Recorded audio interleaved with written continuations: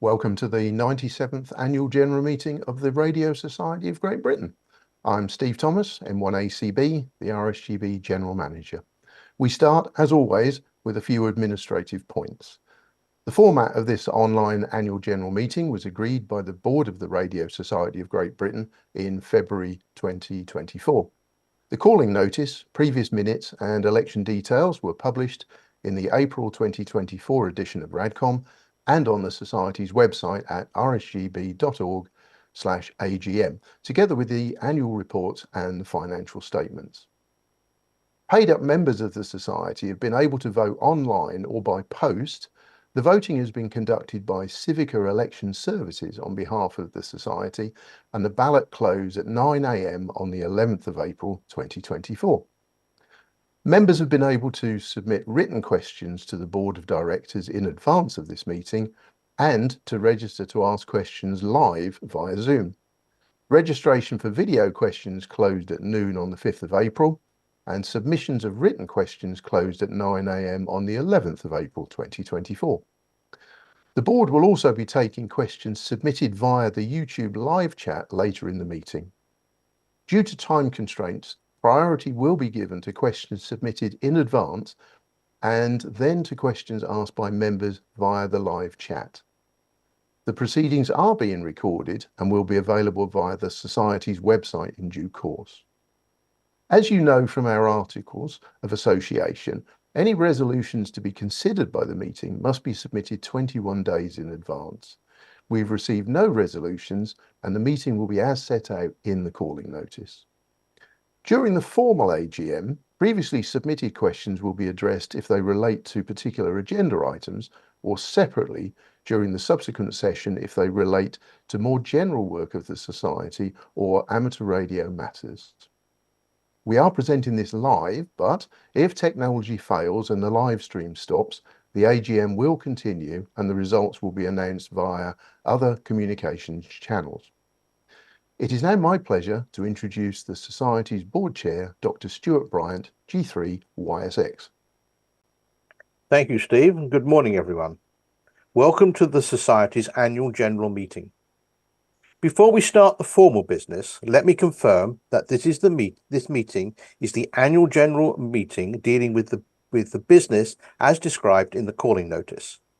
After the formal part of the meeting, our President, John McCullagh, GI4BWM, will present a review of 2023, which will be followed by the presentation of awards. We will then move to a Q&A session for the Board Directors to answer previously submitted and a selection of live questions as time allows.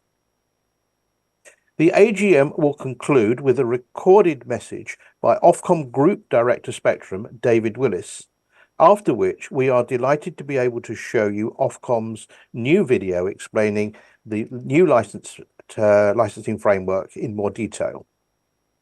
This will be followed by a live Q&A on the new licensing conditions, with 4 senior RSGB representatives answering your questions. President John McCullagh, GI4BWM, myself, Board Chair Stewart Bryant, G3YSX, General Manager Steve Thomas, M1ACB, and Spectrum Forum Chair Murray Niman, G6JYB. We now turn to the formal meeting, the 97th Annual General Meeting. The President, John McCullagh, GI4BWM, the Honorary Treasurer, Chris Wood, GD6TWF, and the General Manager, Steve Thomas, M1ACB, will also be contributing to this meeting.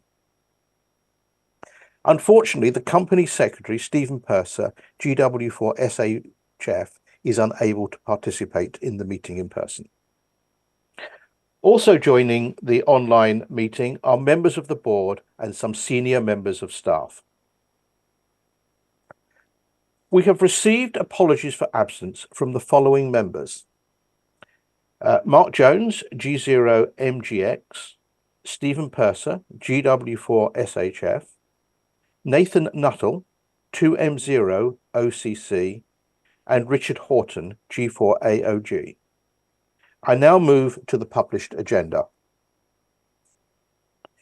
Resolution 1, agenda item 1, which is resolution 1, is to receive and, if approved, confirm the minutes of the 96th Annual General Meeting held on the 15th of April 2023 and circulated to members in the April 2024 RADCOM.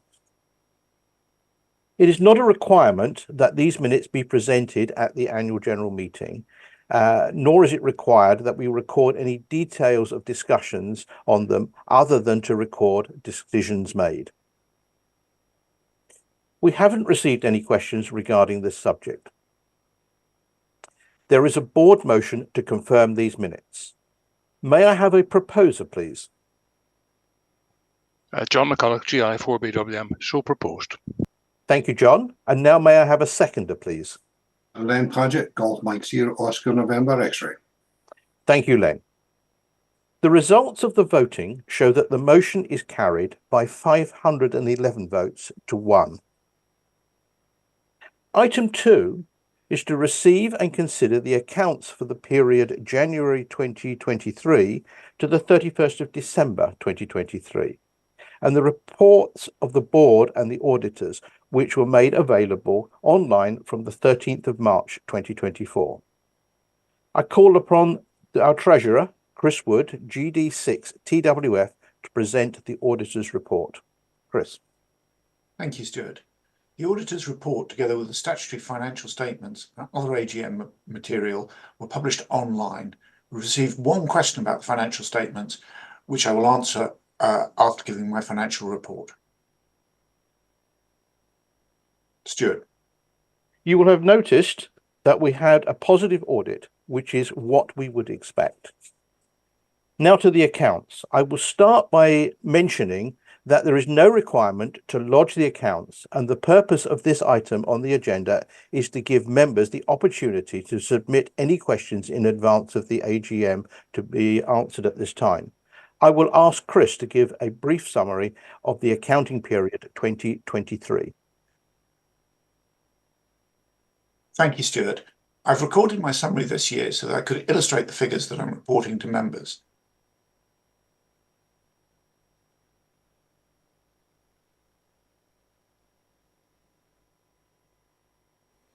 The accounts of the Society for the year ended 31st of December 2023 were published recently.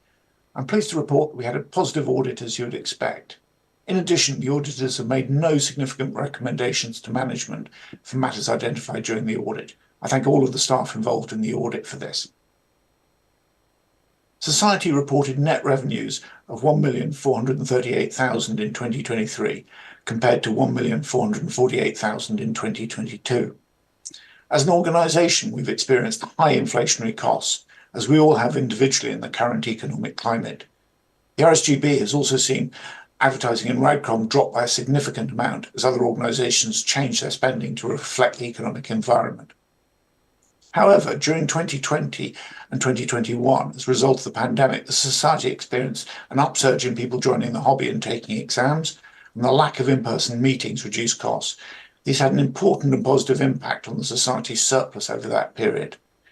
These surpluses are now helping us support the Society's finances as we work towards a balanced budget over the coming years. As mentioned in the Director's report, there is a keen focus from the staff and board on managing costs and maintaining value for money in everything the Society does. In 2023, the Society reported a loss of $156,000 compared to $97,000 during 2022. This was the sum before taxation, excluding gains or losses on investments. We had budgeted for a loss of $243,000, so we beat our budget and reduced the loss expected. Our budget for 2024 is by its very nature an estimate and will be affected by economic factors. It includes the 2024 membership fee increase, and the board has stated that we may have to increase membership fees again during 2025. The decision about future fee increases will be made by the board after the budget process is completed in late 2024, when we will also have information available about the 2024 financial performance. The board's approach over many years has been to set membership subscriptions at a level which results in an approximate break-even position. This means that the members in that year fund the Society's operations from which they benefit. However, the level of increase in subscriptions required to achieve this in a single year was unattractive. The board decided it would balance the increase in subscriptions with the use of historic reserves over a period of years. Thus, the losses currently being reported result from a conscious decision by the board to use the Society's reserves to avoid large increases in subscriptions. There are limits to this approach, as they need to maintain a reasonable level of reserves to provide financial stability, resilience, and the money to invest. That said, the Society must return to a break-even position. This is likely to mean further subscription increases in future years. Decisions to increase subscriptions are carefully considered by the board. However, with RSGB membership highlighted as one of the strategic priorities, growing the membership of the RSGB substantially over the coming years could help reduce the size of membership fee increases in future years. The cash and investments held by the Society provide financial resilience and enable the board to manage the inevitable fluctuations in income and expenditure through the year. Furthermore, the yield from the investment portfolio provides income which can be used to support the Society's operation. The investments are held in funds that can be sold at short notice without penalty. The value of cash and investments is £1,157,000, of which £188,000 are designated funds held on behalf of trusts and so aren't available. This needs to be looked at in the context of the Society's annual expenditure and investment. These assets will allow the board to continue to invest as it identifies opportunities. Two areas where we expect to invest are the strategic priorities of growth of amateur radio and growth of RSGB membership, as the current high-level plans develop into actions over the coming months. We will continue to use cash as we anticipate further managed losses in 2024 and beyond. Without these assets, the Society would have been forced to take more severe action on membership fees over recent years, as well as cutting services to members, which we want to avoid. We continue to use our reserves to invest in membership services.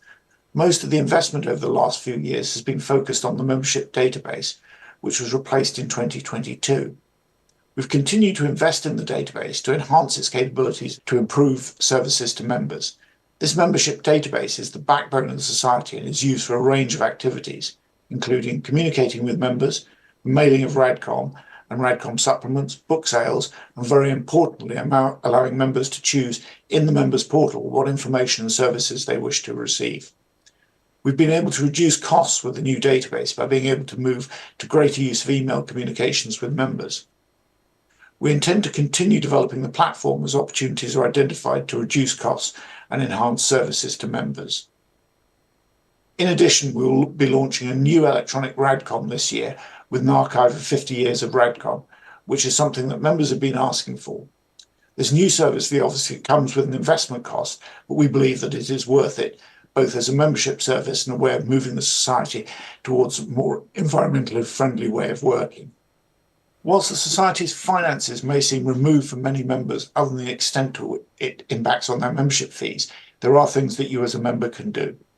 When we launch electronic RADCOM, make use of it and choose not to receive RADCOM through the post. Be part of our growth strategic priority and encourage others into amateur radio. It's a great hobby, which is why we all enjoy it so much. Encourage others to join the Society. We have a lot to offer. The year of 2023 demonstrated why a strong Society was necessary, with the Ofcom licensing consultation and the attendance of the World Radio Conference in Dubai to help defend our use of the spectrum. We committed significant time and resources to these, and all our representation is only possible through strength in numbers. We plan to publish unaudited financial information as at the 30th of June 2024, so that we could illustrate the figures to give members a mid-year view. We received a question from Martin Stokes, G3ZXZ, which I'll now answer. Has the board a strategy and plan to take the company back into profitability? A loss of £243,000 is unacceptable. Please, can an answer be provided? Firstly, the actual loss for 2023 was £120,000 and not the figure you referenced of £243,000, which was our budgeted loss. I'm hoping my presentation went some way to answering your question. The Society has significant cash and investments, as highlighted in my presentation. The board took the strategic decision to return some of the reserves to members by slowing the rate at which we needed to increase membership fees when personal budgets were already under pressure from rising prices. We've already indicated there may be a further membership fee increases in 2025. This will be decided in late 2024 when we have the new budget prepared. The board's intention is not to make surpluses, but to break even over time in a managed way. This deficit is being managed downwards over subsequent years, and our current projection shows us returning to a surplus. 3 of the 4 strategic priorities go to addressing this deficit directly, and the 4th indirectly. Growth of amateur radio leads to book sales, examinations, and new members. Membership of the RSGB. Growing membership will increase the income from all our activities. Ensuring the continued financial stability of the Society. This is given as one of our strategic priorities, and later in 2024 we will publish an updated financial strategy. At the board, there is a monthly focus on financial performance and the strategic priorities.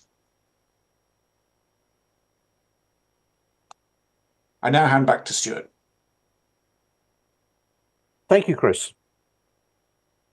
We are required to simply receive the accounts at this meeting, and there is no requirement to vote. I will now move to the next agenda item. The next agenda item is item 3, which is resolution 2 to adopt Peters, Elworthy and Moore as auditors and to authorise the board to fix their remuneration. The board is of the view that, at least for the time being, reappointment of our current auditors is in the best interest of the Society, both for reasons of cost and for continuity. The board has therefore determined to recommend the reappointment of the existing auditors. May I please have a proposer? Yes, happy to propose Tony Miles, MM0TMZ. Thank you, Tony. And now may I have a seconder? I'll second Ben Lloyd, GW4BML. Thank you, Ben. The results of the voting show that the motion is carried by 518 votes to 1. Because I am a candidate for nominated director, I am asking the President, John McCullagh, GI4BWM, to take the chair whilst the election results are announced. Thank you, Stewart. We now move to agenda item 4, which is resolution 3. To endorse 3 nominated directors. The candidates are Ben Lloyd, GW4BML, Nathan Joseph Nuttall, 2M0OCC, Dr. Stewart Bryant, G3YSX, as directors of the RSGB to serve on the board. All were recommended by the RSGB Nominations Committee in accordance with the articles. In accordance with the Society's bylaws, voting has been conducted by Civica Election Services. In the absence of the Company Secretary, Stephen Purser, GW4SHF, I will announce the results of the ballot. I can report that Ben Lloyd, GW4BML, has received 495 votes, endorsing him as a nominated director. There were 25 votes against. I can report that Nathan Joseph Nuttall, 2M0OCC, has received 481 votes, endorsing him as a nominated director. There were 25 votes against. I can report that Dr. Stewart Bryant, G3YSX, has received 465 votes, endorsing him as a nominated director, and there were 39 votes against. Ben Lloyd, GW4BML, Nathan Joseph Nuttall, 2M0OCC, and Dr. Stewart Bryant, G3YSX, are therefore duly endorsed as nominated directors of the Society. Stewart and Ben will serve until the 2026 AGM, and Nathan will serve until the 2027 AGM, as determined by term limits in the articles.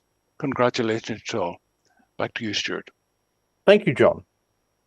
The Nominations Committee maintains a list of members who would like to help run the Society by becoming a board director. The Nominations Committee Chair, Bob Bede, GU4YOX, would welcome a discussion at any time during the year with any member who has skills they would be willing to use to assist the Society. He can be contacted at nominations.chair@rsgb.org.uk. In addition to the vacancies for nominated directors, one vacancy for elected director was due to be filled at the 2024 AGM. A request for candidates was set out in the January 2024 RADCOM and online. At the closing date for nominations on the 31st of January 2024, only one candidate, Mark Jones, G0MGX, was duly nominated. There is no provision in the articles for a member vote in these circumstances. I therefore declare that Mark Jones, G0MGX, as duly elected, and he will serve as an elected director until the 2027 AGM. Finally, there were regional representative vacancies in 8 regions. A request for candidates was set out in the January 2024 RADCOM and online. At the closing date for nominations on the 31st of January 2024, 5 candidates had been duly nominated, and I therefore declare them elected unopposed. They are, for Region 2, Jim Campbell, GM0IAQ, for Region 3, Martin Bell, M0TEB, for Region 5, Mark Savage, M0XIC, for Region 6, Simon Taylor, MW0NWM, and Region 13, Bob Hambley, M0HAF. All will serve a 3-year term until the 2027 AGM. There were no valid nominations for Regions 7, 11 and 12, but the board is able to fill these by co-option until the 2025 AGM. On behalf of the board, I congratulate all the successful candidates. I would like to take this opportunity to thank the board members who came to the end of their term at this AGM. Richard Horton, G4AOJ, and Dave Wilson, M0OBW. The following regional representatives have also completed their terms within their roles, and I wish to express my gratitude to them. Neil York, M0NKE, Liz Caban, GW0ETU, Brian Jones, GW6ZYI, Andrew Jenner, G7KNA, and David Delahaye, M0MBD. I feel that it is an appropriate time to remember some of our senior volunteers who sadly passed away this year.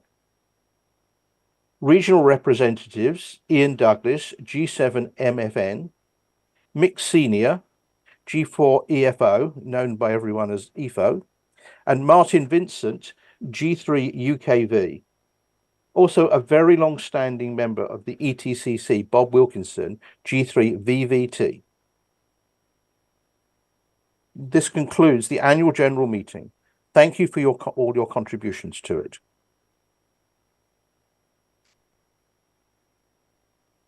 We now move to the informal part of proceedings, which begin with the President's Review of 2023.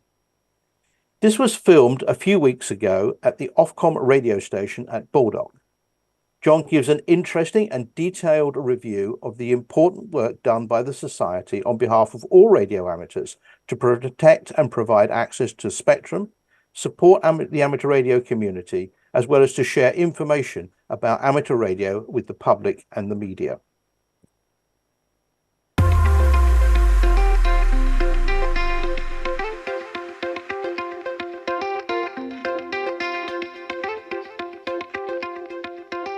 Hello, I'm John McCullagh, GI4BWM, the 76th President of the Radio Society of Great Britain. I'm talking to you this morning from the Ofcom Spectrum Management Centre near Baldock in Hertfordshire. The centre here today has a much broader spectrum monitoring capability than when it began life in 1929. Its original role was to monitor the international HF radio circuits operated by the General Post Office, which followed on from historic first transatlantic radio telephony services received at the site from New Jersey, USA. Monitoring of the spectrum to keep it clear for authorised users is an essential part of the spectrum management function, and we're grateful to Ofcom for allowing us to record my review of the year at this historic location. When I was installed as President in April 2023, I did not imagine that amateur radio in the UK would see a once-in-a-lifetime change in our licensing conditions. It had been known for some time that Ofcom was minded to update our licence, and we had many discussions with the Ofcom team over the years on how our licence could be improved.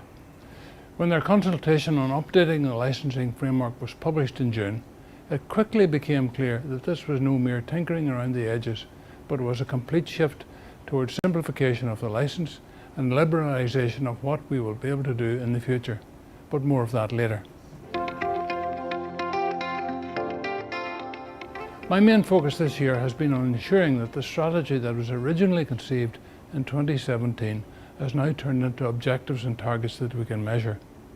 We need to get people enthused and moving forward to advance amateur radio, keeping it relevant, alive and prospering. For a variety of reasons, the original strategy stalled, although the board recognised that it was still a valid way ahead.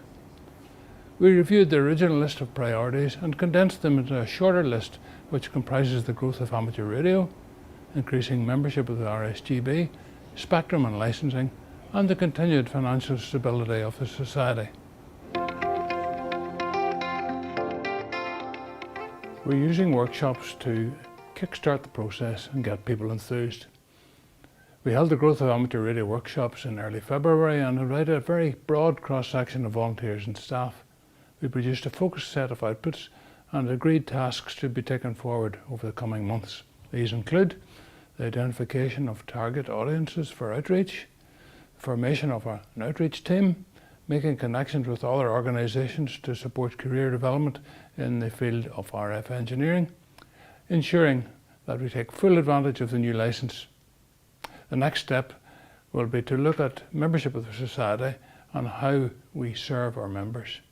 We need to show the amateur community at large why it's important to be an RSGB member and ensure that we're a strong and fully representative body. We do need to re-engage with our members and ensure there is a flow of information across all parts of the Society, upwards, downwards, very importantly outwards. Our detractors often accuse us of a lack of transparency, but that's never intentional, and we're always willing to address any perceived shortcomings. One current area of focus is on the timely publication of minutes, proceedings, or key messages. We need to clarify what is the best way to report on our activities, how frequently this should happen, and who is responsible for sharing that information. The RSGB hasn't been immune to the huge rise in inflation over the past year or so. The board and staff are always striving to reduce costs without affecting member benefits. We're very aware of the impact on members of subscription rate increases. To give something back to members, I can announce that in 2024 we will be delivering a new benefit of electronic RADCOM delivered through a fully featured app, which will also make available an archive of 50 years of RADCOM. At the discussion with the board session at the RSGB convention in October, I confirmed that the board would give regular updates on the strategic priorities. We've done that monthly since January of this year and will continue to do so. You can read them in RADCOM or on the RSGB website. As the UK's National Society, we usually attend important events abroad so that we can keep in touch with other societies, find out what others are doing, and of course welcome new people to RSGB membership. We did not have a formal presence or stand at Friedrichshafen in 2023, although I was there together with the board chair, the general manager and the Spectrum Forum chair who was on IARU business. Our usual stand was missed by many and we should not neglect this opportunity in the future. It is a European showcase for amateur radio in all its incarnations, especially for representative societies. Being at the show and hearing how disappointed people were that RSGB didn't have a stand made us realise just how much people want to hear from their society. Although the board had considered not holding the RSGB convention in 2023, we quickly realised that not having one would be disastrous. After a brief discussion and checking dates and availability for the usual venue, we decided to proceed and set things in motion. More about the convention later. While we were walking around the numerous stands at Friedrichshafen, the news also broke that Ofcom had just released its long-awaited consultation on reviewing the amateur licensing framework. The Society acted immediately to communicate the news to make sure that all UK licensees were aware of the consultation. A communications plan was quickly devised that included a series of interactive webinars to spread the word and answer questions as best we could. We had to undertake a number of major tasks, including analysing the consultation document to see what exactly was being proposed. We also had to judge how it would affect our activities. Whilst the RSGB Spectrum Forum members did most of the work, we also had many discussions with other groups across the Society, and we put all that feedback into a full response to Ofcom. As you will know, Ofcom issued a statement in December with the results of the consultation, and we're now in the first phase of the new licence being implemented. As I mentioned in my opening remarks, the new licence is a huge change, liberalising many aspects of the rules we work under and enabling us to connect with people in new ways. We should take every opportunity to do that and to grow amateur radio. Following the formal part of the AGM, I'm delighted that there will be a presentation from Ofcom on the new licence so we can hear more about it and what it means for all of us. Turning back to the RSGB convention, it was a huge challenge to get things organised in the short time available, but Steve Thomas, M1ACB, our General Manager, pulled together a very strong team of staff and volunteers. My thanks go to Steve, Keith Hotchkiss, G0FEA, who volunteered to be the lecture coordinator, Heather Parsons, our communications manager, Mark Algar, M1MPA, the commercial manager, and all the others who put in so many late hours to ensure the event was a success. They delivered another enjoyable hybrid event with a varied programme of lectures, build-a-thon sessions and much more. Our online viewers were also able to watch some of the lectures as well as nearly 20 recorded or live interviews. Because the National Hamfest was cancelled in 2023, many of the RSGB committee representatives came to the convention instead. Not only enjoyed meeting people there, but were also interviewed for the live stream. I was pleased when Colonel John Doody agreed to be our keynote speaker. It was fascinating to hear him talk on his experiences in communications over a very long career in the Army and then GCHQ. I got roped in to do a talk on what the RSGB had done for me and what it could do for you.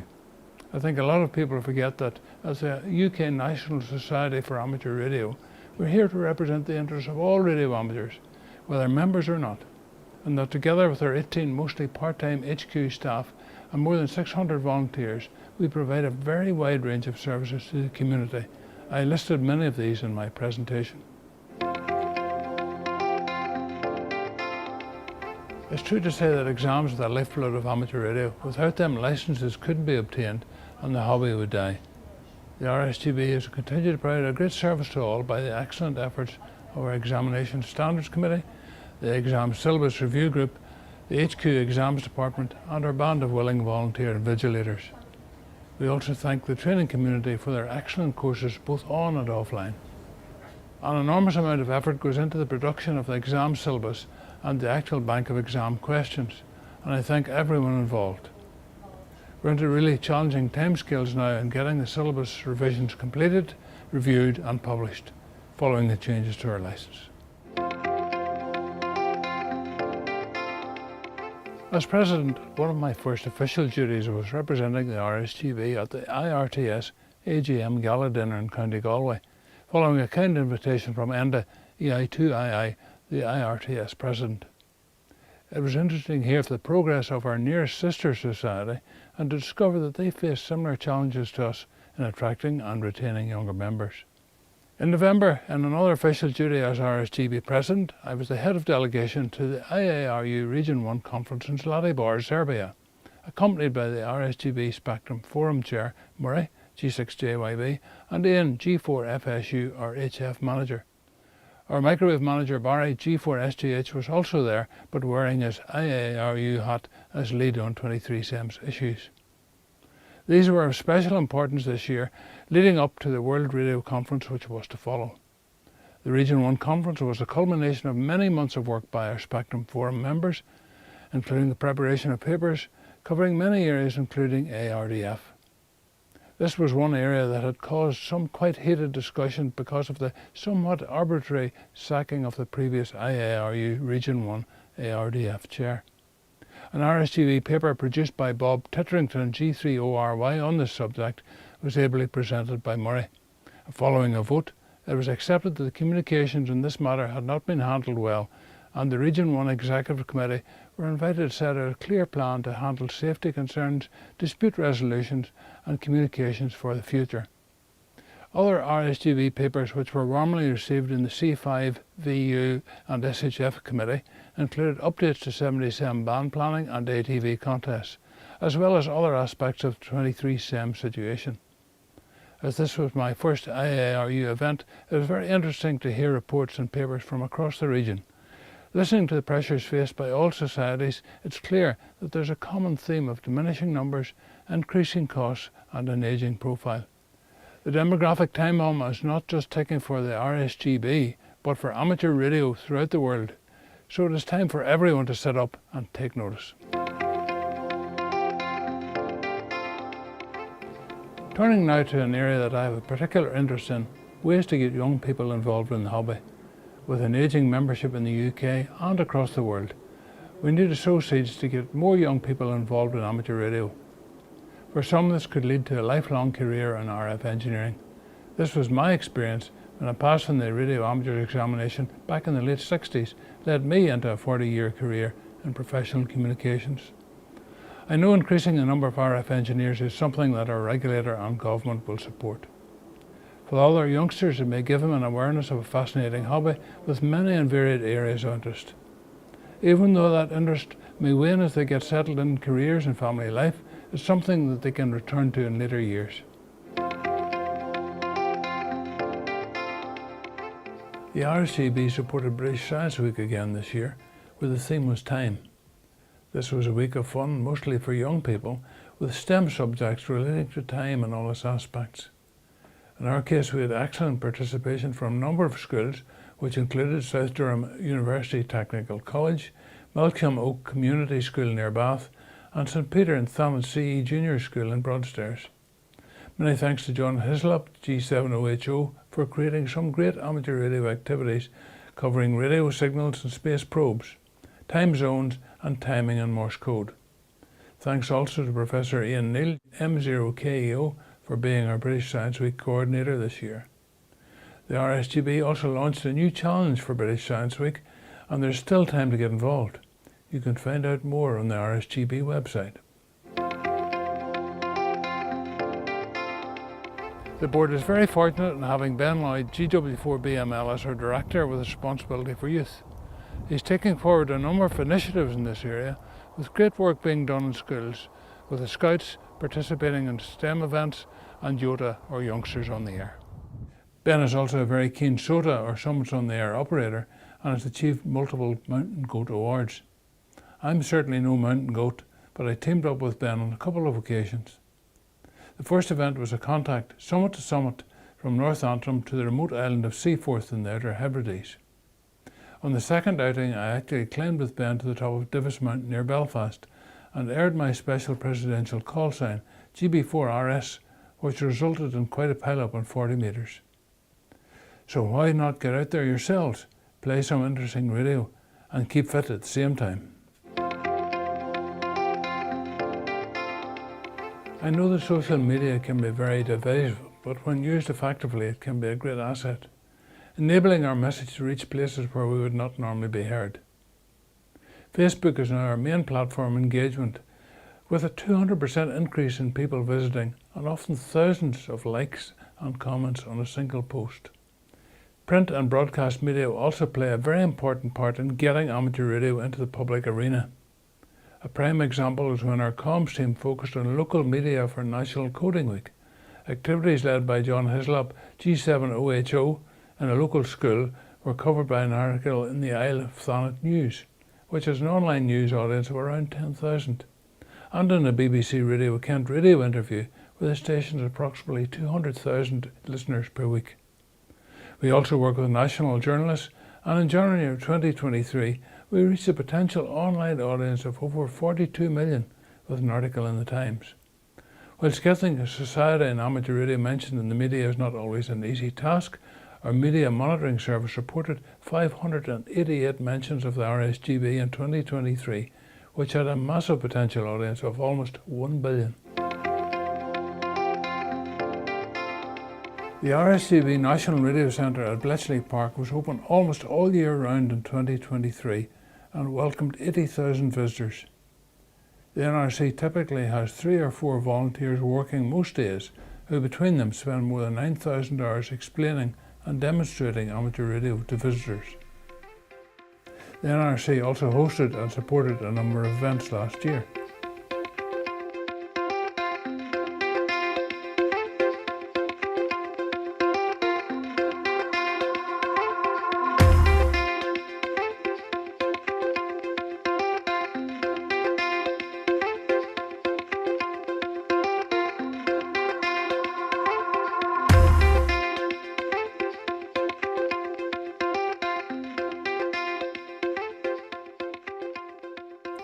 As part of our support to clubs, the Centre welcomed 12 clubs and 2 cadet and scout troops for evening visits, with many more visiting during normal opening hours.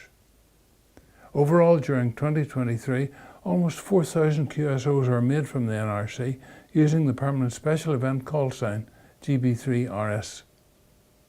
From these impressive numbers, you can see why the NRC plays such a key part in our growth of amateur radio strategic priority.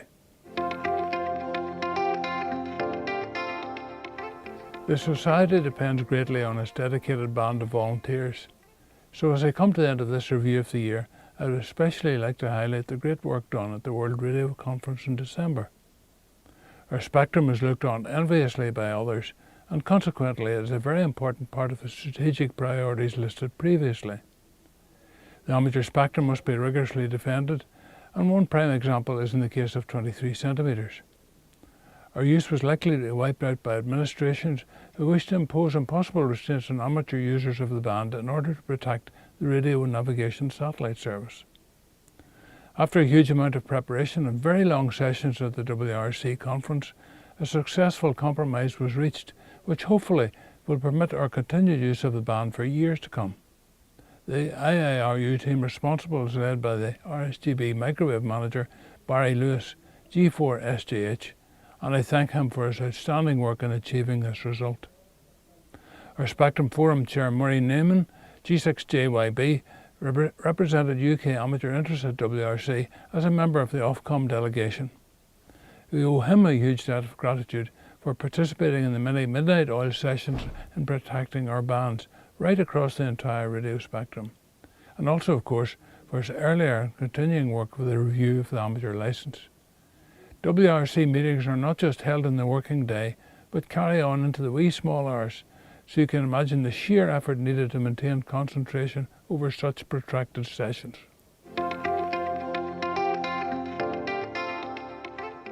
What a year this has been then. First of all, the Ofcom consultation on reviewing the amateur licensing framework is now concluded and has resulted in a new licence which is a game changer for amateurs in the UK.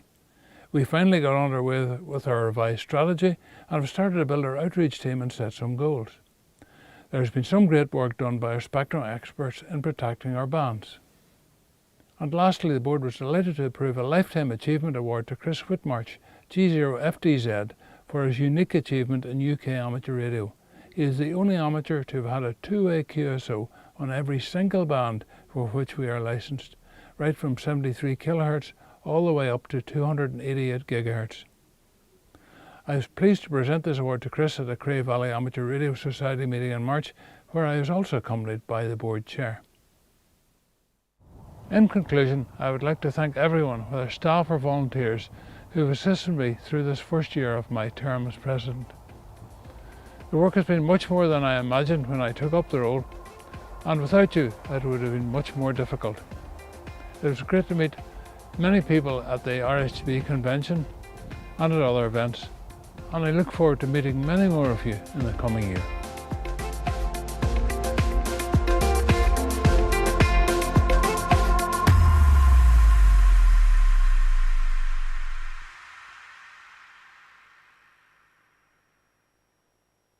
Thank you, John. An exciting year indeed. So now we move to the part of the proceedings where we present trophies to, and we will commence with the presentation of the major society trophies for 2023.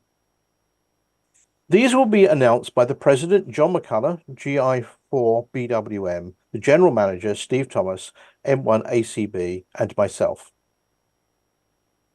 The first trophy award is the Jock Kyle Memorial Award, and this is awarded to the Scottish Club Society or RSGB member thought to have done the most in Scotland in the field of VHF during the past year. This is awarded to Jim Glenn, MM0GLM, and this is for his achievement of 1,000 points with the Summits on the Air scheme and therefore mountain goat status, while only using the bands between 2 meters and 13 centimeters. And the next award is the Jack Wiley Trophy. This is awarded to the Scottish Club Society or RSGB member thought to have done the most for amateur radio in Scotland during the past year. And this year the award goes to Paul McLaren, MM0ZBH. Paul has been an HF radio amateur for over 10 years and active with many groups. He's achieved DXEC on most HF bands, including 160 meters. Paul has developed an improved remote station setup and a very successful and useful CW skimmer on the reverse beacon network that has been a great source of reference for local DXs in Scotland. And now we go to the Courtney Price Trophy.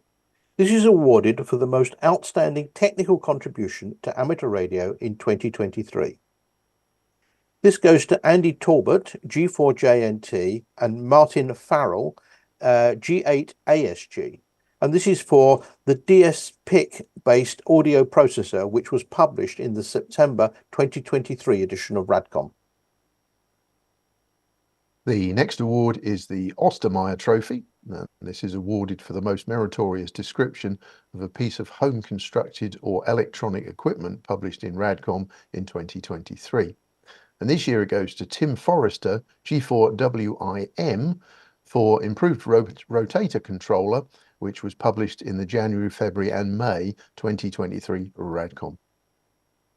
Thank you. And now we go to the Norman Keith Adams Prize. This is awarded for the most original article published in Radcom in 2023. This goes to David Bowman, G0MRF, for his article on Green Cube Satellite, which was published in the March 2023 Radcom. The Bennett Prize, G8PF, is awarded for any significant contribution or innovation which furthers the art of radio communications. And this year it goes to Brian Austin, G0GSF, for broadband wire antennas for HF, published in the December 2023 Radcom. And now we announce the Wardley Talbot Trophy. This is awarded for the most outstanding experimental work in amateur radio. This is awarded to Martin Peters, G4EFE, and it is for experiments with ultra-low power whisper published in the July 2023 Radcom. And now we come to the Harold Rose Trophy, which is awarded for outstanding contributions to 50 megahertz. And this year the award goes to Chris Deacon, G4IFX. Chris has been involved in amateur radio for many years, displaying a passion for 50 megahertz since the early 80s.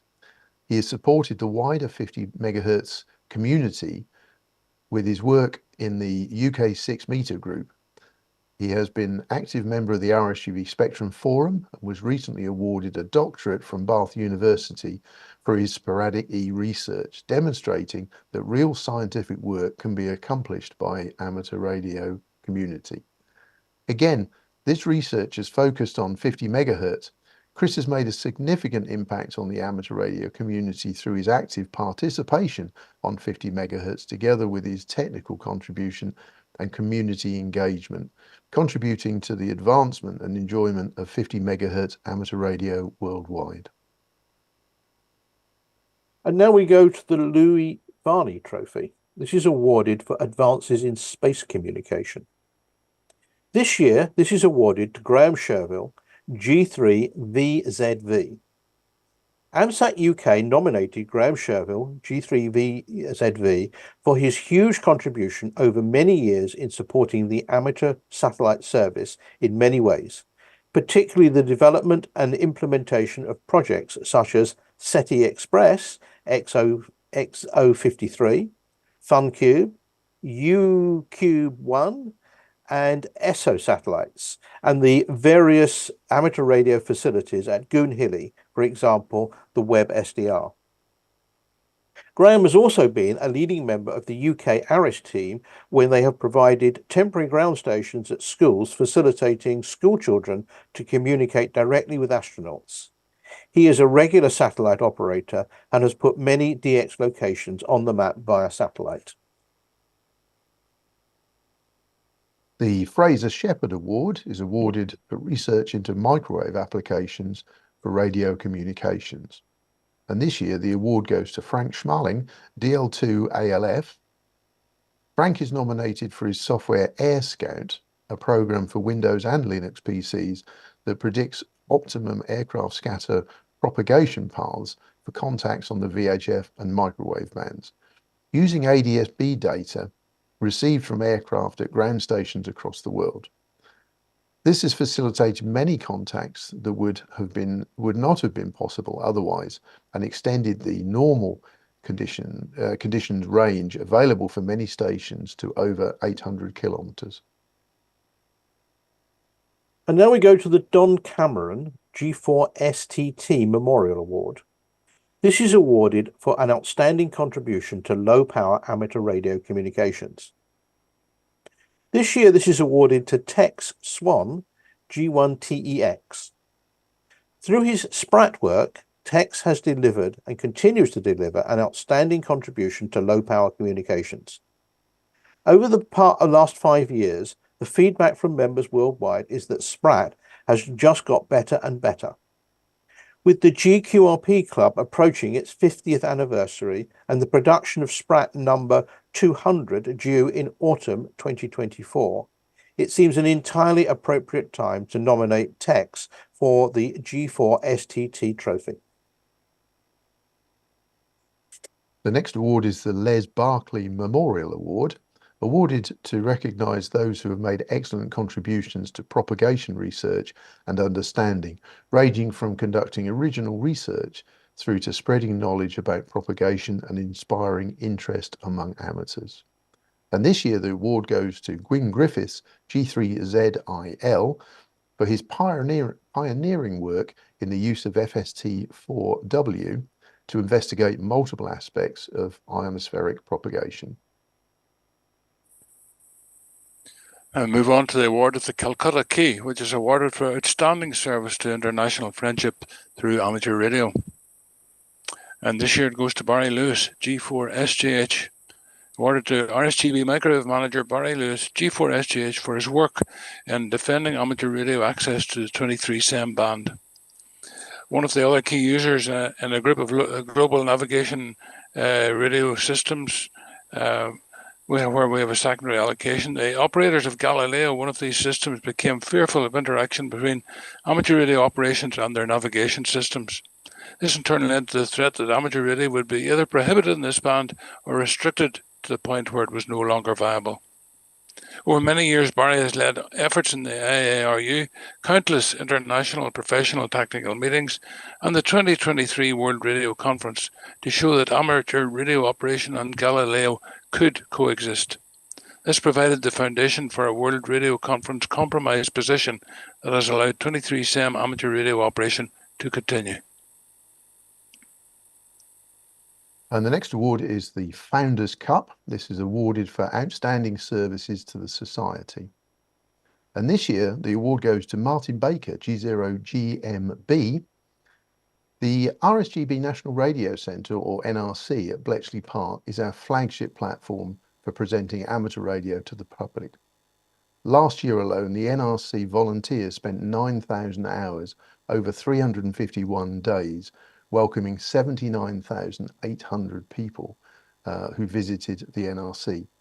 The NRC has a state-of-the-art amateur radio station that can demonstrate all aspects of the hobby. The person responsible for making the NRC operate at this level of excellence over many years is Martin Baker, G0 GMB. Whilst Martin is a member of my RSGB staff team, that is often not appreciated. It is often not appreciated that he is only part-time, and that many of the hours he puts into making the NRC work are done on a voluntary basis. For this considerable contribution to the NRC as a volunteer, we are pleased to award Martin with the Founders' Cup. Now we move to a very special award, that is the award of a Life Vice President, which is awarded to recognise an outstanding contribution to amateur radio. This is the highest honour the Society can bestow, and goes to Murray Niman, G6JYB. This is not awarded every year and is reserved for those who have made an outstanding contribution to amateur radio. It is the highest honour the Society can bestow and is awarded this year to Murray Niman, G6JYB, for his contribution, and where he continues to contribute to amateur radio in many ways at local, special interest and at national level. However, it is his contribution as chair of the Spectrum Forum that we particularly recognise. Murray was appointed microwave manager in 2006 and chair of the Spectrum Forum in 2014, a post that he continues to hold. He has taken an active role in setting RSGB IARU policy on spectrum and general policy matters, assisting and guiding 6 RSGB presidents in their role as head of IARU delegations, and he's built strong relationships with our regulator Ofcom and helped generate policy that has steered amateur radio worldwide away from significant threats at the 2023 World Radio Conference. This was a one-month event that he attended in his own time. Murray took a leading RSGB role in liaising with Ofcom on behalf of all radio amateurs in the UK in the years leading up to the new licence. He provided leadership during the consultation on new terms, provided feedback to Ofcom, and educating the radio amateurs in the UK on the meaning and significance on the new licence. Since Ofcom announced the new licence conditions, he has continued to provide help and guidance to radio amateurs on behalf of the RSGB. Murray is a most deserving holder of the title of RSGB Life Vice President.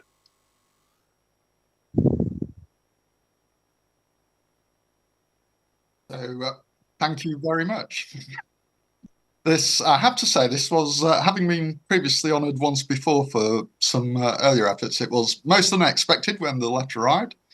And when I looked at some of the previous recipients, as John says, it's not every year this comes along. A couple of my spectral predecessors are in there, so there's a tip if you fancy a career. But I was delighted to be, given my employment history, in the company of Captain Peter Eckersley, Marconi's chief engineer, who is also a previous holder of the office. So thanks very much all. The work goes on. We've still got plenty to do, but I must say last year was peak year, I hope, on Ofcom, IARU and ITU Walk. But still a lot on, and I have to thank all my colleagues and Barry Lewis, and the others who also spent an awful lot of hours in the past few years on that. So thanks again. Cheers. Thank you, Murray. Absolute congratulations. It was very well deserved. We will now announce the winners of the construction competition. I'd like to thank everyone who submitted an entry for this year's competition. The judges were very impressed by the standard of the entries, and we hope to feature some of these projects in the future RADCOM issues. Each category winner will receive £150. Due to the high standard, the judges have also chosen a runner-up in 4 of the categories. These people will win a £50 RSGB voucher each. The overall winner will receive an additional £150 and the Pat Hawker G3VA award. And we start with the antennas category, and this year the winner is David Matthews, GM8HFP, for the magnetic loop antenna and controllers. David has built a remotely controlled magnetic loop system which includes position referencing on the antenna's capacitor shaft. A great attention to detail was shown in the planning, design and execution of this project. Many of the components were constructed at home using readily available materials and modern techniques such as 3D printing. The runner-up in this category is Matt Haywood, M7ENW, for the Yaramir Yagi. Using repurposed material, this project was completed at a very low cost, and we hope it will inspire others to construct simple antennas. And now we go to the beginners category. The winner and the recipient of the Gavin Nesbitt MM1BXF trophy is Charlie Camilleri, G3 ABC. And this is for his QO100 DATV capable station. Charlie is an 18-year-old undergraduate beginning a university course in electrical engineering. In recent months, he attained a full UK amateur radio license. Charlie has completed perhaps one of the most difficult challenges presented in amateur radio, the construction of a QO100 DATV capable transceiver system. The runner-up in this section was Hannah Lee, M7YYG, for a quarter wave vertical antenna. The judges were impressed that 22-year-old Hannah had the initiative to construct her first antenna rather than buy it. It is a dual-band vertical antenna made from readily available materials that she repurposed and then used in a contest. The next category is Construction Excellence, and the winner this year is James Winard, G3 SPE, for 1 kilowatt linear amplifier. It is clear that the planning and construction of this 1 kilowatt amplifier was well thought out and very well executed. James has continued a long tradition with amateur radio of carefully homebrewed devices. The judges were impressed with the final product, which can now be used to take advantage of our new licensing arrangements in the UK. The runner-up in this category is Craig Shaw, G0KVL, for the Scrap Heap Challenge bug. Craig has achieved a high standard of construction using repurposed items and basic tools. The judges were impressed with the quality achieved using these simple resources and facilities. And now we go to the innovation category. The winner is William Cooper, G7 FDD. This is for the tomato ketchup antenna. This is a fun but practical demonstration to introduce people of all ages to amateur radio and science. The judges especially liked the use of an unconventional material to tune an antenna by changing its dielectric properties.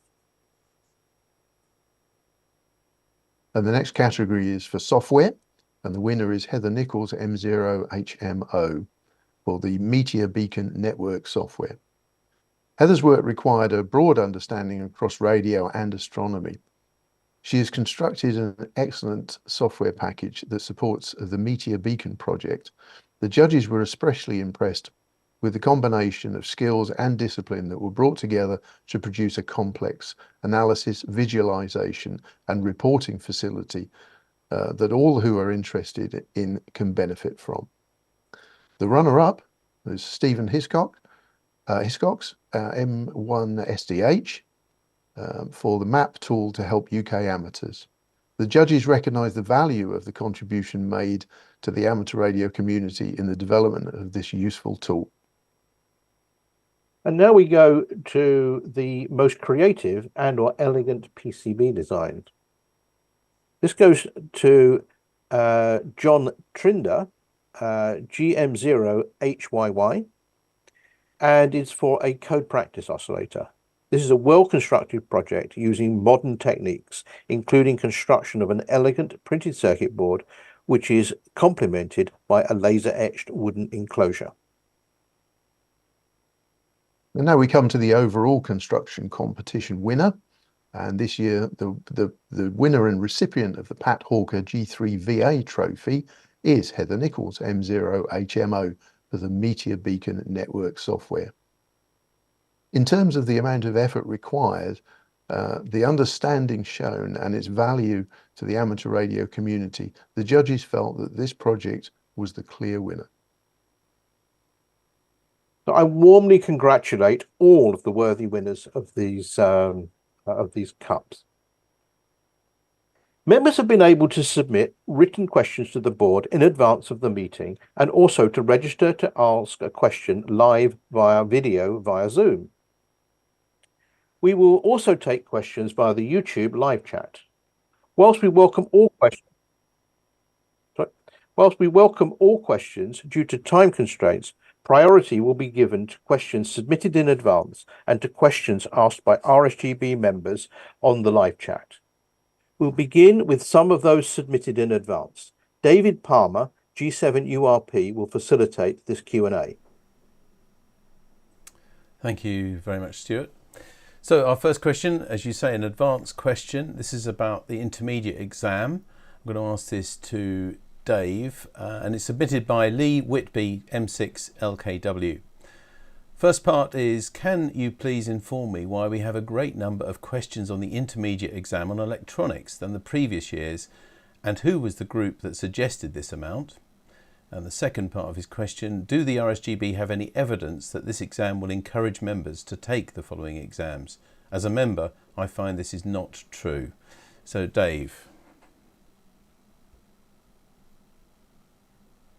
Thanks, Lee, for the question.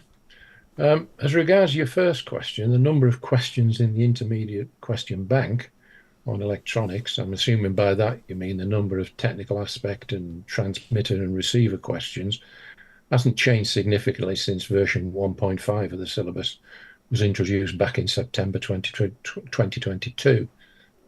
The number of questions needed in order to ensure the exams are fair and fit for purpose has been brought up recently. But with the amount of work needed to introduce version 1.6 of the syllabus, it's not been possible to do anything significant in this area. Once work on version 1.6 is complete, it'll be on the examination syllabus review group's agenda to do work in this area. As regards progressing, that's a much wider question. Exams is one element. The other, and probably the most significant, is to what benefit. If you measure progression by the number of candidates taking the intermediate and full level exams, you'd have to say we could do better. Reducing the number of questions in the various question banks, in my view, is going to make a little difference. At the end of the day, it's personal choice. The number of candidates I and other remote invigilators have spoken to who are looking to progress to the next step is significant. If they do or not, it's entirely down to them. Like the school report, we could do better. How we could do better, I'm afraid I don't have a crystal ball on that. Okay, Dave, thank you. Hope that's answered your question, Lee. Okay, our next question is coming to us live on Zoom, and it's about contests, I believe. It's submitted by Jeff Dobson, GM8 OFQ, about RSGB sponsored contest regulations. So, Jeff, hope you can hear us. Welcome to the AGM. Thank you, Dave. I hope you can hear me as well. Yeah, we can. Good morning to everybody from the Orkney Islands. And thanks also to the RSGB for providing this unique opportunity to ask questions online via the Zoom to the AGM board. My question is in two parts and is with regard to RSGB sponsored HF contests, with particular emphasis to the 40 80-metre bands where most inter-G QSOs occur over the weekends. The RSGB band plan, a direct copy of the IARU Region 1 band plan, clearly lays out the contest preferred segments for SSB on 40 metres, for example, that allows 85 kilohertz for contest traffic and 55 kilohertz for non-contest traffic. The RSGB strategy and statement affirms that it works to increase awareness and understanding of amateur radio and to make the hobby accessible to everyone. It aims to obtain the maximum liberty of action consistent with safeguarding the interests of all concerned. Clearly, this is not the situation during contest weekends, which are now occurring more frequently. A handful of international contest rules adhere to the IARU ban plans, but none of the RSGB-sponsored contests referred to its ban plans regarding contest preferred segments. So my question is, why does the RSGB Contest Committee not adhere to the ban plan contest frequency restrictions? And the second part of my question is, does the Contest Committee have any intention of liaising with other global contest committees to adhere to the IARU ban plans? I can see no point in having ban plans if we're not going to adhere to it. Thank you. Thank you very much, Jeff. Stewart, I'm going to ask you to answer this at least first. If anybody else on the panel would like to come in after that, then please go ahead. Stewart. Thank you, Jeff. Quite a complicated question to take some notes on. I thought that we did actually, at least for things like the AFS contests, have band plan notes in there, but I will have to go and check offline and discuss with the HF contest chair. The problem that we have is most RSGB contests that are high intensity contests are relatively short duration single mode. And the problem we have is to find a way of satisfying the needs of the many, many amateurs that want to operate during the short period of the contest, while simultaneously, of course, satisfying the needs of the rest of the population. And I think this it's not clear to me that 85-50 is a reasonable split, given the demand of the number of people who just want to go on the air and operate at that time. I did do some work a couple of years back at IARU, where I suggested that we have a more dynamic band plan, and B, that we did make provision for people to operate ordinary RAGTube type contests during RAGTube QSOs during contests. The really big guys, as far as we can tell, are just not interested in even beginning to take a dialogue. And remember, the biggest contests are not IARU organised at all. So liaising within the IARU, it's not got much. There's not much enthusiasm over there, but also it would have almost zero impact on the ones that basically take out the whole of the phone band or the whole of the CW band during their events. So I have some sympathy. I do think we need to go to dynamic planning. It all seems to me to be strange that when the SSB is wall to wall, there's nobody on the CW end, for example. I know that's going to be highly controversial. I'm going to get lots of rocks thrown at me. It also seems to me, and vice versa. And also, I do think we need to move to a much more dynamic band plan where we take the whole of the plan and the whole of the band and allocate it according to the needs in these predicted high utilization times. Not a very popular opinion, but I would regard that as innovation. And if one of the things that we should be doing is innovating to maximize the use of our spectrum so that all users can participate in it. Thank you. Okay, Stuart, thank you. Let's go back to Jeff now. Did that answer your question, Jeff?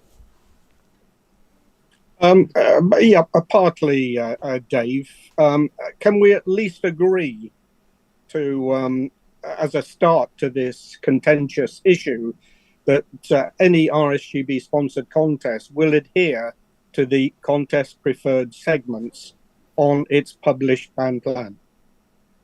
Stuart, I can tell you that I will raise this with the chair of the HF Contest Committee, and I will refer him to this section of the AGM it is a very, very complicated problem with huge demands. And it's not clear to me that the IARU split is necessarily correct according to the demand. But I will discuss it with the HF contest chair.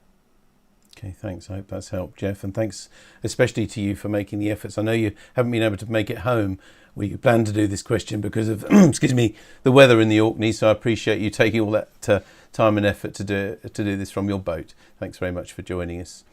Now we have another question, excuse me, also asked in advance. This is about exams and training. So I'm going to ask Dave to answer this. Excuse me. This is submitted by Pete Sipple, MX0SXA.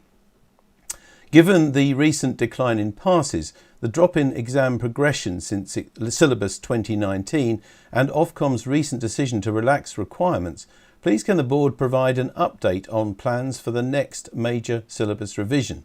Specifically, what direction is this likely to take, what the aims of this would be, and roughly when this is scheduled for? And he submitted that on behalf of the Essex Ham training team. So Dave, over to you. Thanks, Pete, for the question. Syllabus version 2, first of all, isn't a board initiative. It's a joint effort between the Examination Standards Committee, the ESC, and the Examination Syllabus Review Group, ESRG, working together in consultation with various interested parties who will put version 2 of the syllabus together. After that work's complete, the board will formally be asked to approve it. That's their involvement. What direction the syllabus will go, what stays, what goes, and what, if anything, is added, hasn't been discussed. Relevance in today's terms will be an important factor to be taken into consideration. As regards when work will start on version 2, the current plan is to start working on it as soon as possible after the exams using version 1.6 of the syllabus have started and have bedded in. Bear in mind that at the same time, the ESRG will likely be carrying out an overdue review of the current question banks. As regards implementing it, my own personal view is that as there have been some significant changes introduced recently, the tutors, along with the candidates, need a period of stability. We shouldn't be going headlong into another change of syllabus. So I don't see a start date being anything urgently, put it that way. Over to you, Dave. Okay, thanks very much, Dave. I hope that's helped the answer. Just to remind everybody at home now watching, you can ask us a question, ask the board a question on live chat now on YouTube, and we'll read out as many of them as we can. Next question is coming actually again by Zoom. This time it's from Bob Jones, G3BA and G3YIQ. Welcome, Bob. Thank you. And thank you for this opportunity to raise an issue that I've been working on for the last 3 years. About 3 years ago, I had some information from the BBC London Radio Club. Someone was looking for information about an old boss and mentor of mine, Tom Douglas, G3BA. And when I started to research Tom, I found he was a remarkable man, not only in his amateur radio activities, his amateur radio contribution, but a war hero too, from a communications point of view primarily. And I sought to get his call sign, to give up my call sign, G3YIQ, and to take the 2-letter call sign, G3BA. The situation from there got very confusing. I was told by Ofcom that if I gave up my license for 2 years and the G3BA call sign was still available, because it was available at that time, I could then come back and reapply and would be given it. But due to a need to not confuse things, and they mentioned the IARU, I couldn't have the call sign yet. So what I did was, it was a workaround, I guess, that both Ofcom and the RSGB suggested, was formed a club and then took the call sign as G3BA. And I've been operating now for nearly 3 years exclusively as G3BA. It's the same station in the same place. We have a club, 3 of us.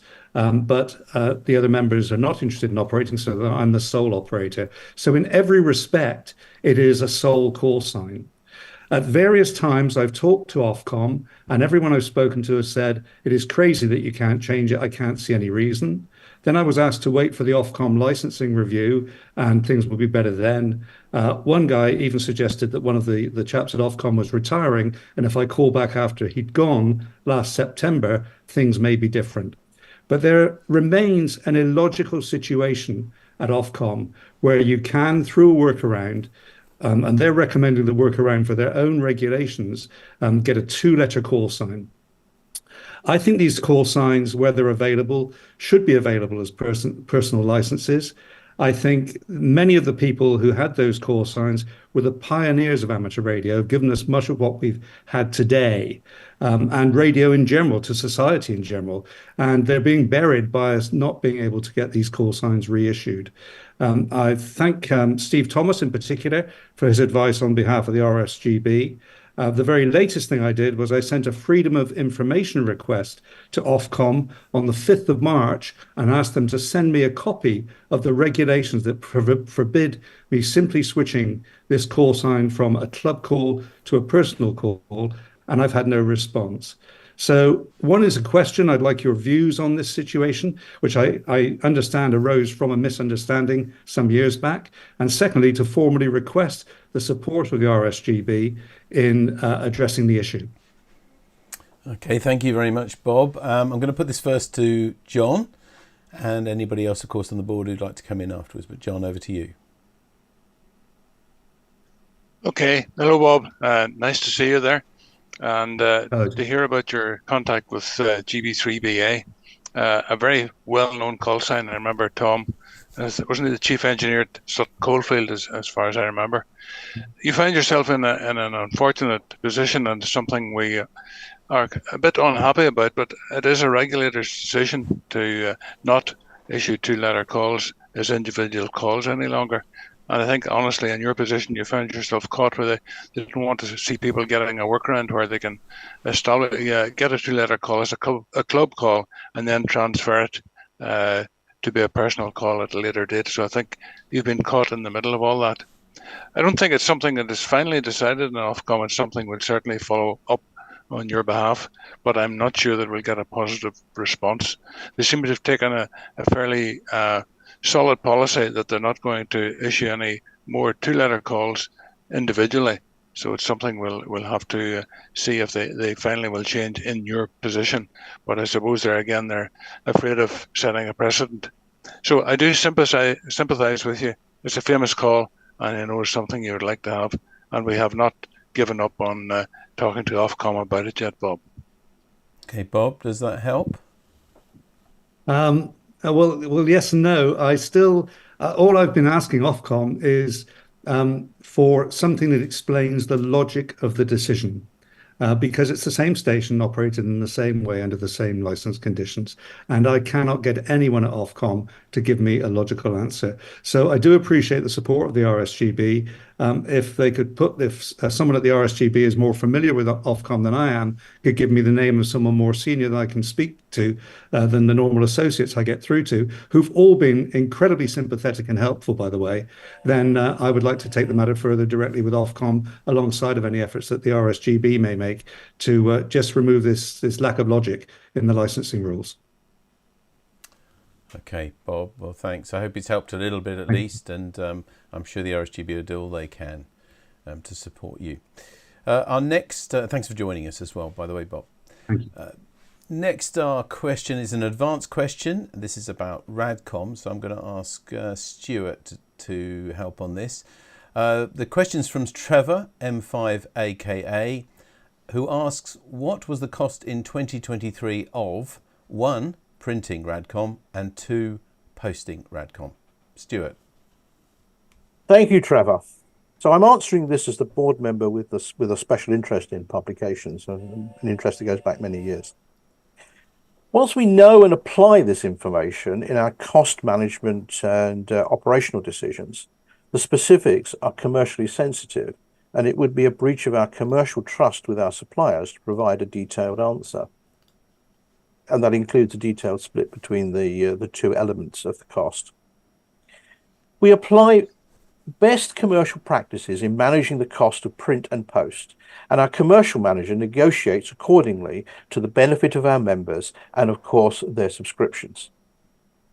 The cost of bulk postage in the UK is significantly less than many members would anticipate, and the cost of printing is highly non-linear with respect to volume. The question perhaps anticipates the introduction of electronic RADCOM. The factors above and the desire for a proportion of membership to continue with a paper copy of RADCOM will be considered when determining future subscription rates. I'm sorry that that's probably not the answer you want, but answering in detail would probably damage our future ability to negotiate with suppliers. Okay, Stewart, thank you for that. I hope that's helped, Trevor. So I guess it's about commercial confidentiality as well, why we can't give maybe specific figures to you, but I hope that's helped.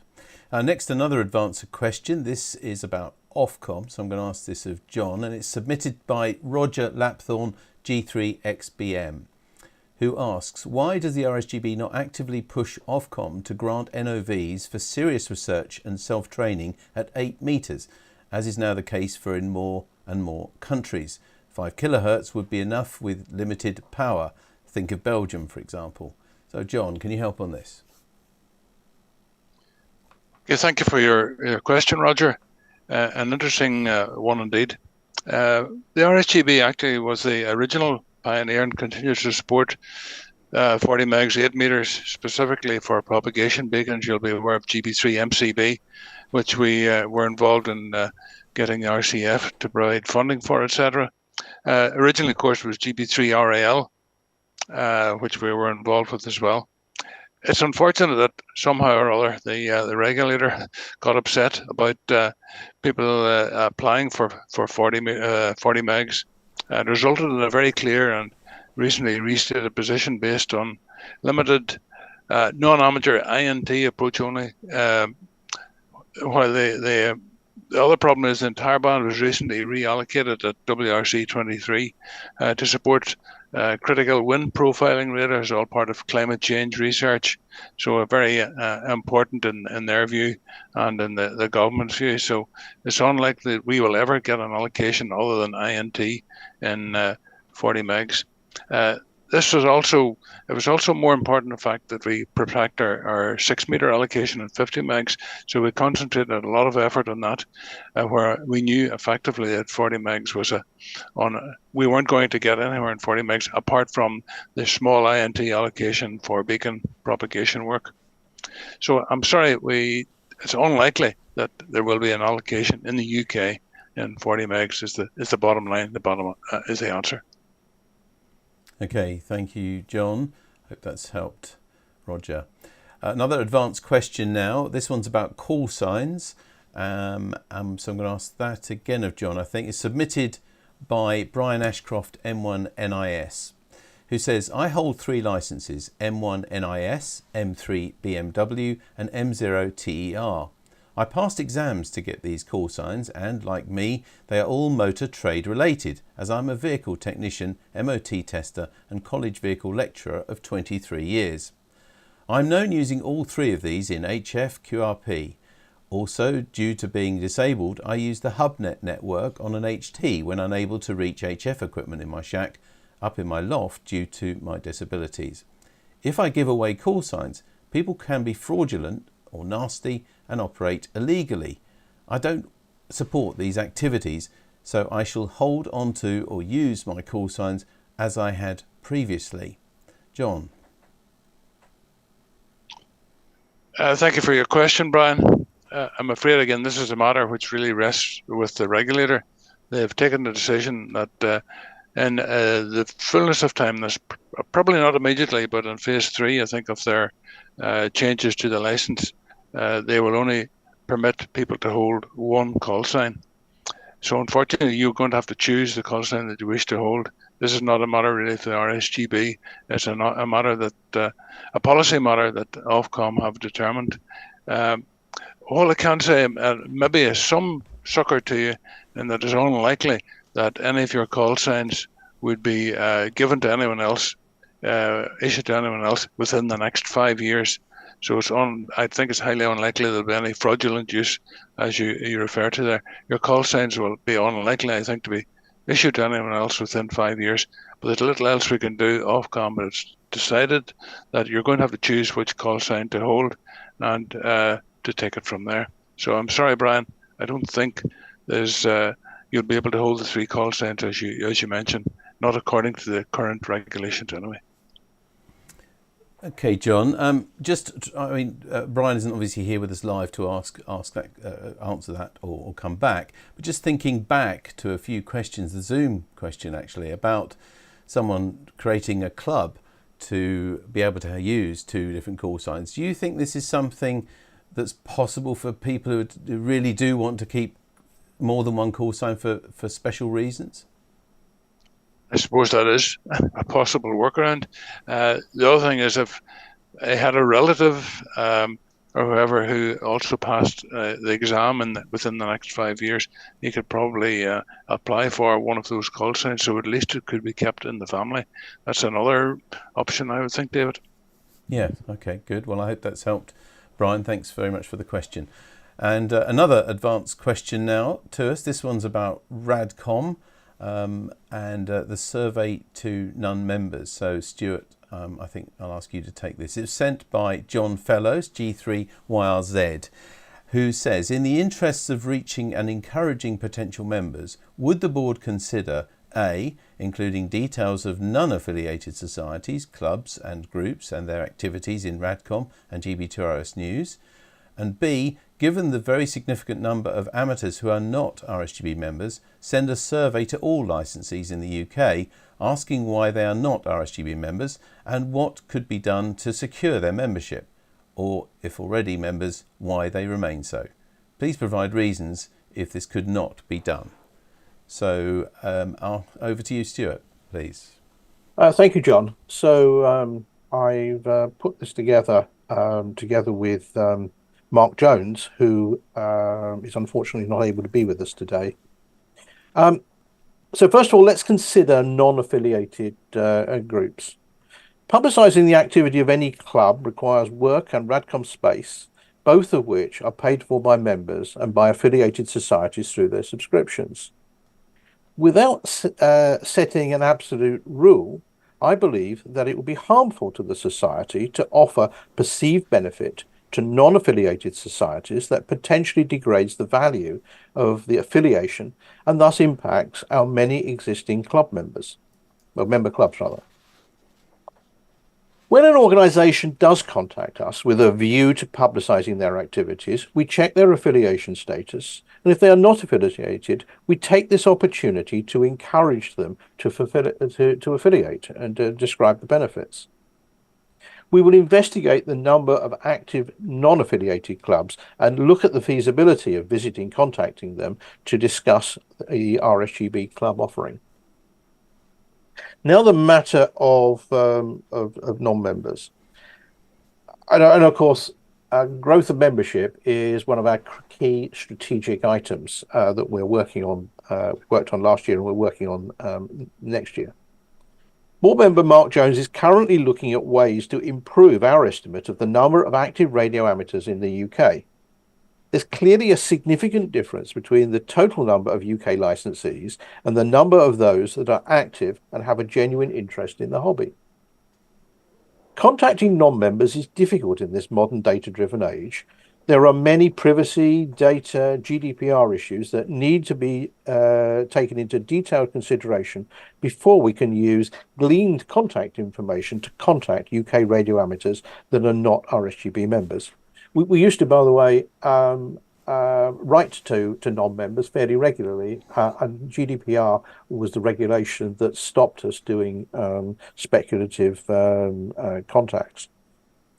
As part of our strategy work, we anticipate creating a survey, as you suggest, to better understand the needs of non-members and how we might persuade them to join the society. So this is an active work programme, and you should see more in the next year. Thank you. Okay, thanks, Stuart. I hope that's helped, John. Next is our first of our live chat questions that have come through. And remember, if you would like to ask a question this live, you're watching this Saturday morning, this is live, and you can ask a question on the YouTube chat, and we'll read as many as we can with priority given to RSGB members. But anybody can ask a question. So this is about EMF. I'm going to ask this of Stewart, submitted by Manny 2E0HJN. Does Ofcom still require a map or plan of our home setups with all our equipment and measurements, etc.? Thanks, or cheers, he says. So, Stewart. I'm not sure that a map or plan is needed. I know that an EMF assessment is needed. I know that in certain low power cases, we have an excellent tool for this, by the way, I should say. Our EMC team produced a world-leading tool for assessing the EMF hazard of your station. And if you look at that tool, what it kind of says is that if you're running less than a power than 10 watts, or 10 watts ERP, I think it is, then do no further thing. If you are running 100 watts ordinary unprocessed SSB to an antenna of a certain gain, that is fine as well. Just don't go any further. And then the tool takes you through the steps that are necessary to work out whether your installation is safe. And safe. This is safe for your neighbours and safe for your family, of course. So the tool is really easy. It's available on our website. Just go through and put your station parameters in, and then it gives you the opportunity to print out the results. And I think you're advised to keep that for your records. There's no need for a map or anything. There is simply a requirement to assess the EMF safety of your station, and the RSGB has provided some excellent tools to help you. Thank you. I hope that answers your question. Thank you, Stuart. Now this is another question sent to us in advance about training and exams. So I'll ask Dave first, but as always, if any of the other board would like to come back and answer anything that they please do so. This is submitted by John Haynes, 2E0IAI.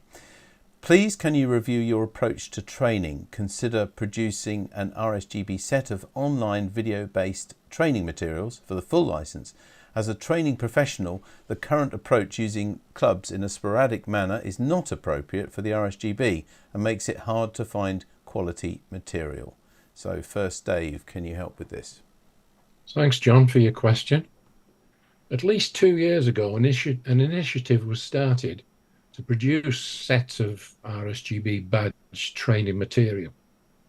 Unfortunately, the project never got off the ground because of various negative feedback that we got as to who would, or more correctly wouldn't, use that material. That effectively knocked the stuffing out of the team. So at that time, it never went any further. Excuse me. Recently, within the last couple of months, discussions have started again about having a fresh look at this. Indeed, it's down in the March board meeting minutes that DW reported initial discussions on creating some RSGB branded training content. The aim is to create a team to produce that material.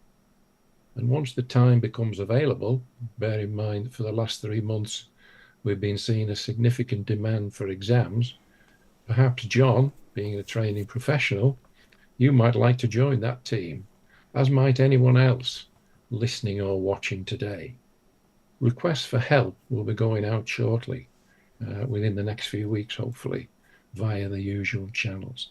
So it has been recognised, John, and we are doing something about it. Back to you, David. Thanks, Dave. Just to follow up on that, if somebody like John or anybody else, a professional who would like to contribute or collaborate with the RSGB on this, who would they contact, Dave? In the first instance, probably myself as the examinations quality assurance manager, or the chair of the RSGB, the ESRG, the Examination Syllabus Review Group, esrg.chair@rsgb.org. or in my case, eqam@rsgb.org.uk. Thank you. I guess many of these web contacts as well can be found through the RSGB website. Thanks, Dave. Now this is another one from live chat. This is about Radcom, so I'm going to put this to Stewart. It's submitted by Steve M1SDH, who asks, would it be possible to offer a digital-only Radcom with discount to membership fee, offering cost saving to both member and the society and a positive green impact? Stewart. So I'll answer this, and then maybe Chris would want to continue, because this is a live discussion that we're having at the moment, which is we're committed to producing electronic Radcom, and we are aware that there is that it's cheaper to deliver that way. What most people don't realise is that it's not as that the price difference is not as much as you might think, and so we're trying to work through what we would do. Chris, do you want to say something, or Steve? I'll start and then pass over to Steve. I mean, he's close to the detail. Certainly, we are working on what those price differentials would be in the light of the arrangements that we have with both the printers and posting companies, because we use a third-party company to post out Radcom, and it's quite a complicated mix to calculate what we can offer. And I think the other unknown is what the level of take-up will be. So it may be a case that we offer things initially and then have to review it over time. I don't think we can necessarily, because we can't predict what take-up will be and have no reasonable basis to calculate what take-up will be. Steve. Yeah, thanks, Stuart and Chris. And as you both mentioned, it's very definitely a live discussion we're having at the moment as we approach being able to launch the electronic Radcom. We know that this question has been around for quite some time, and I see a lot of the chat questions, a lot of it on social media as well. But we've got to get the price just right, and it's tricky. I think, as Stuart said somewhere in there, that the amount we pay for UK postage is probably a lot less than people assume it is. So that means we've got less to play with than some people might assume. I think that's fair to say in our modelling and what we've been looking at. We're also acutely aware of what the ARRL have been doing recently and their change in pricing structure. We're very interested to see how that turns out. So it is very, very definitely at the top of our list at the moment to coincide with the launch of the electronic Radcom, that we get the pricing right. We are aware, but people can have perhaps unrealistic expectations about the amount of saving, because as Stuart said, there's a non-linear relationship between the number that we get printed and the price we pay for each one, and postage is often less than people think it's going to be. In the UK, at least. Internationally, it's a different figure. But there are a whole load of things, and myself and my team have been providing figures that we are modelling with the board, ready for that discussion. Okay, thanks to all of you for that. I guess, Steve, just following up on that, one of the issues as well with just like printing, the discount, when you print less, it can cost quite a lot more to print. And I guess the same for postage as well. You get a good discount, but if you send less, that could also have an effect, which is why it is quite a complex calculation. Is that what you're explaining, really, isn't it? Oh yeah, absolutely. And Stuart said there that those volume discounts, they make a big difference. But the key thing is going to be the uptake, or to phrase it another way, the people who opt not to receive paper. That's going to be the critical bit, and that we have to drop into that modelling. It's complicated, but people should not be under any illusion that it's not the front of our mind at the moment. It really is. Is this something? Is this something that you think you might go back to the membership and ask? Who would like it at some point? So you have a survey. So then you have some actual figures to work with, Steve. We've got lots of suggestions from people, but It will be. I'm not sure if knowing in advance is going to help. Modeling it, against the different percentage where people could opt out of paper is going to be the critical thing.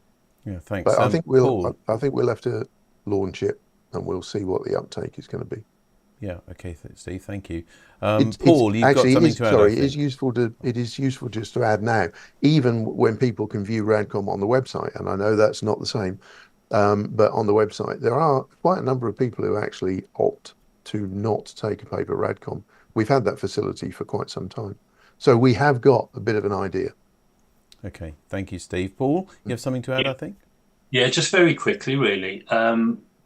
Steve said that we ask a lot of questions, we get a lot of answers, and the simple, practical answer to this is nobody will ever come with the right decision, because some people will really miss the paper, and some people really just want digital. In fact, I actually like both, to be quite honest. And in fact, when I joined the board just a year ago, this was a live discussion then, and I sort of mentioned the fact in my profession, I'm a solicitor. The Law Society Gazette has been around since 1903, and then 1 month I just didn't get a paper version of the Gazette. It was just electronic. They didn't even ask the members. So, really, there are lots of discussions in the board about this. It's always discussed each month, but unfortunately, there's never a single answer. But elsewhere, people are doing it without any consultation anyway. Hope that helps. Yeah, thank you, Paul. Well, I'm sure it's reassuring to members as well. We're doing the mathematical experiments and the analysis, the business analysis you would expect, and then we will run an experiment. But I know that a lot of people want paper, and we really have to respect their needs. Okay, thank you, Stuart. Thank you, all of you, for that contribution. I'm sure the RSGB members will be reassured that it's being looked at very carefully. So another question now from live chat. This is about the RSGB attendance at Friedrichshafen this year. I'm probably going to go to John for this because it was mentioned in his President's Review video. The question's from Chris G1VDP, who says, following the comments at last year's Friedrichshafen and the amount of our European cousins asking why no RSGB book stand, I ask, will there be one this year? John. It's a fairly simple answer. Yes. We are going. We will have a book stall and hopefully a good representation there. And we look forward to seeing as many people there as well. Okay, so you'll be back to full strength with books as well, selling books over there? Yes. As a regular member myself as well, maybe I can ask, commercially, obviously it does cost money to both send people over there and also stocks of materials like books and things. But I presume that the sales that you make from the books, maybe that helps offset some of those costs? Yes, it does. It's getting more difficult now with, dare I mention that word, Brexit, to actually get books over there. But it's still a worthwhile exercise and helps to balance out what we're doing there. It's interesting that it actually probably makes more money going to the US in sales of books than it does Friedrichshafen, just the way things have worked out. But it's still a worthwhile exercise. And it's a representation thing as well. So many people are asking why we weren't there, and they wanted their books as well. So we certainly made the decision immediately when we were at Friedrichshafen last year, when we realised how much people actually missed us being there. We made the decision we're certainly going to be back there, and we will be. Lovely. Okay, well, I hope that goes well, John. Thank you. Another question now from the live chat. This has been sent to us by Philip Hosey, MI0MSO, and it's about the AGM. So I'm going to ask this of Stewart first. Why has the Society decided to hold this year's AGM online and not hold it as a hybrid meeting? And is this setting the mode for the future? Stewart. So when we've had full just in-person meetings, the number of members that attend is really, really tiny. The way we've run this allows many, many more people to join and participate from all over the country. And so there is a greater democracy in this approach. It also saves, I must say, a fair amount of money for the Society.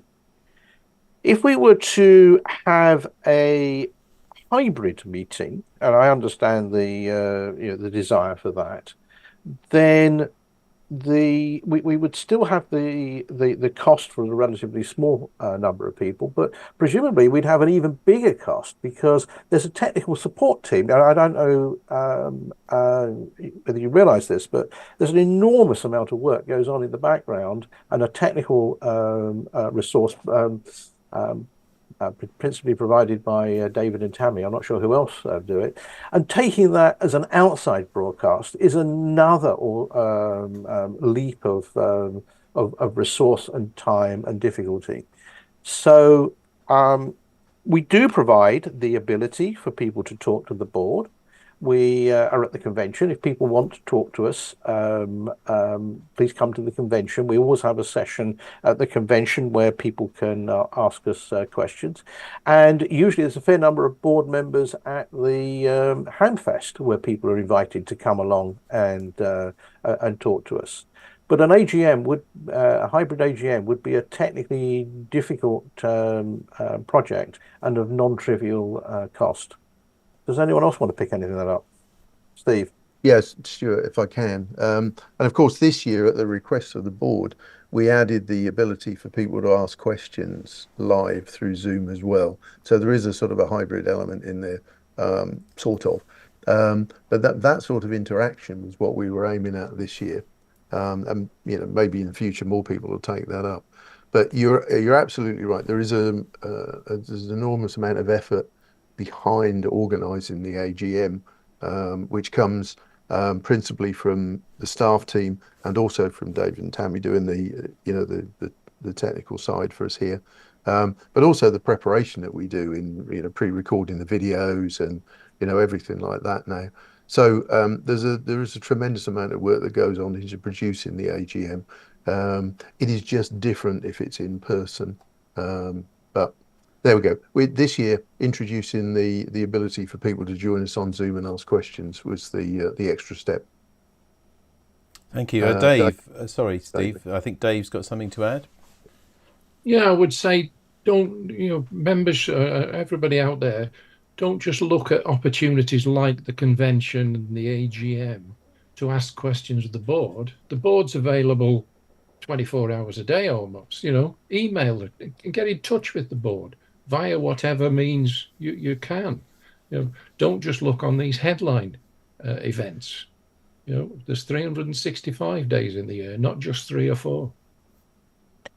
Yes, our email boxes and our telephone numbers are fairly widely available, and we welcome input from members. It's also worth saying that we've gone almost completely hybrid with the convention as well. So we mix in there, the in-person visitors with the online community as well. But it does take it's hard work, but we've managed to do it successfully.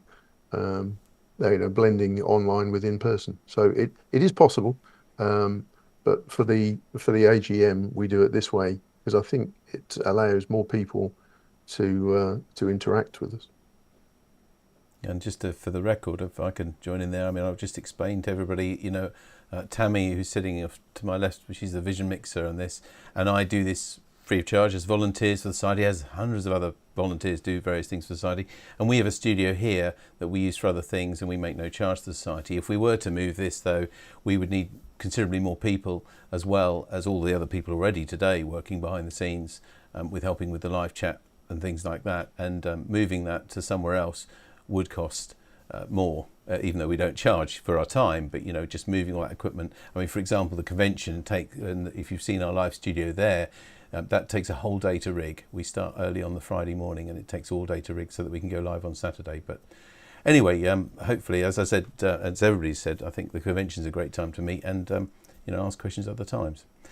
Okay, let's get on to another question now, and this is an advanced question about RSLs.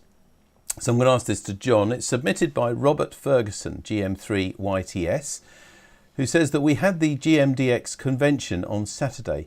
This convention is the largest annual meeting of radio amateurs in Scotland. The subject of optional RSLs was the subject of much discussion. It was felt that the RSGB had let radio amateurs in the UK countries outside England down. Just because it makes it easy for Ofcom to lump us all together does not make it right. GM has been the prefix for Scotland since 1937 and GI for Northern Ireland is much older. Are the RSGB now only concerned with England? John. Definitely not is the answer. As you can imagine, I would say that as a GI call sign holder, RSL's very much a subject that I'm unhappy about. Just put it like that. And lots of other members of the board are too. You think the number of GMs, we have GMs, GIs, we have the GED as our treasurer, we have a GU or GJ and our GU and our non-com chair. GW as our company secretary, and we've Ben GW as well. So we have a lot of people with RSLs. We were unhappy that Ofcom took that decision. It's not that we've let you down, we just couldn't persuade them not to leave it in there. Their policy in this whole license review was to try and remove anything that was not required by the radio regulations. And it would appear that RSLs are not a requirement under the radio regulations, therefore they removed it. Our point of view was it wasn't broken, so there was no need to fix it, but they seemed to go the other way. And when you look at their consultation, there's 56% in favour. My point of view on that would be, of course, there are far more G stations than there are GMs, GWs, GIs and all the rest, so it would be swayed that way, wouldn't it? It's unfortunate it has happened. All I can encourage you to do, and we are encouraging people to do, is continuing to use their RSLs. I certainly will continue to use mine proudly. Thank you, John. Len, GM0ONX has got something to say on this as well. Len. This is something that it was said is to the heart, particularly of others who are outside England. But I think it should be noted that the people potentially most affected by that are those who are residents in England, because G is no longer an English prefix, it's a UK prefix. If you want to positively, ultimately identify coming from England, you have to use GE. So the English have been affected as well, so arguably more than the rest of us. But it's something we have lobbied personally and as a board, and it is something that Ofcom were not persuaded of the argument, despite questions being asked in the House of Commons regarding this, and got the standard reply basically similar to what John has just mentioned about it not being a requirement under regulations. Yeah, I wonder, Ben, actually, I was going to come to you because you've got your course on GEW4BML. What are your thoughts about it? Yeah, well, I can only ditto what John has said, and encourage all members and amateurs to continue using the suffix you use already. I do quite a lot of travelling over the UK, so I'm a GW, Golf Mike, Golf India, and I will always be using the W if I'm in Wales, the I if I'm in Ireland, and the M if I'm in Scotland. So it's no change for me. So I encourage all amateurs to do the same. Okay. Anybody else on the board who would like to come back on this subject? Yeah, Stewart. There was a sort of a note of English centricity in there. If you look at the current makeup of the board, the English are in a pretty small minority now. And our colleagues from the nations absolutely will keep us headed in the right direction in terms of making sure that all nations are treated equally in all RSGB policies. Okay, thanks. Well, I think we've had that course on debate. I've certainly had that debate with friends and colleagues in my local club as well. So it will go on, as they say, but it seems like it was more of an Ofcom choice and decision. I hope that's helped anyway, Robert. Next question's from the live chat. This is about affiliated societies, so I'm going to ask this of Tony. This was sent in by, or submitted rather, by Nigel Lawrence, G0MEJ.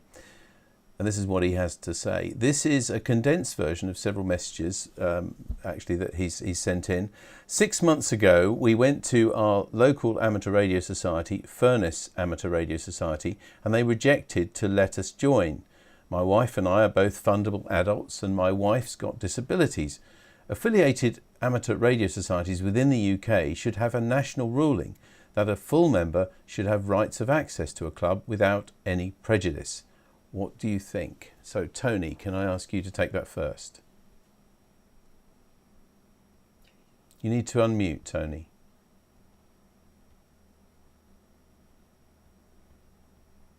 Okay, Tony, I don't know if you've got a problem maybe with you. Is there anybody else on the board who'd like to take that? Well, we saw that. Len, we'll come to you. That's a difficult one because affiliated company clubs, by their very definition, are not set up by the RSGB. These are independent clubs. They do have their own affiliation rules, etc. We do provide a model constitution, etc. The RSGB does not routinely get involved in club disputes, etc. However, we would point out to anybody that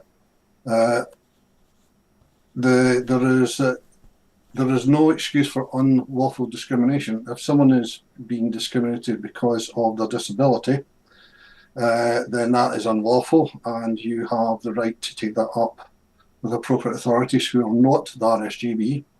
If it's discrimination, then that's illegal. You take it up with the police.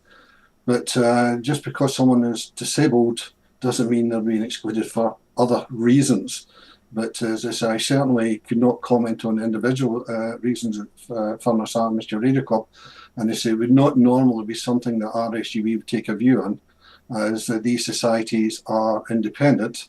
And to be perfectly honest with you, disputes between clubs are unfortunately, club members, unfortunately, a high number of complaints. And we just could not cope being an arbiter for every, thing. Only in the most serious cases we would take a view. Back to you. Okay, thank you, Len. Tony, I think you unmuted a moment ago, so you probably cleared your problem. Would you like to come back on that?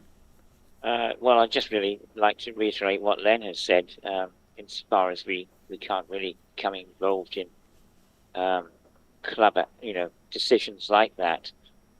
Clearly, if there's, it's something about disability law and so forth, then we have to consider that also. I just really have to reiterate what Len has said there, and I do apologise for the fumbling with the mute switch. That's all right, Tony. It's good to hear from you in the end. Thank you for that. Okay, so I hope you managed to sort that problem out, Nigel, with your club.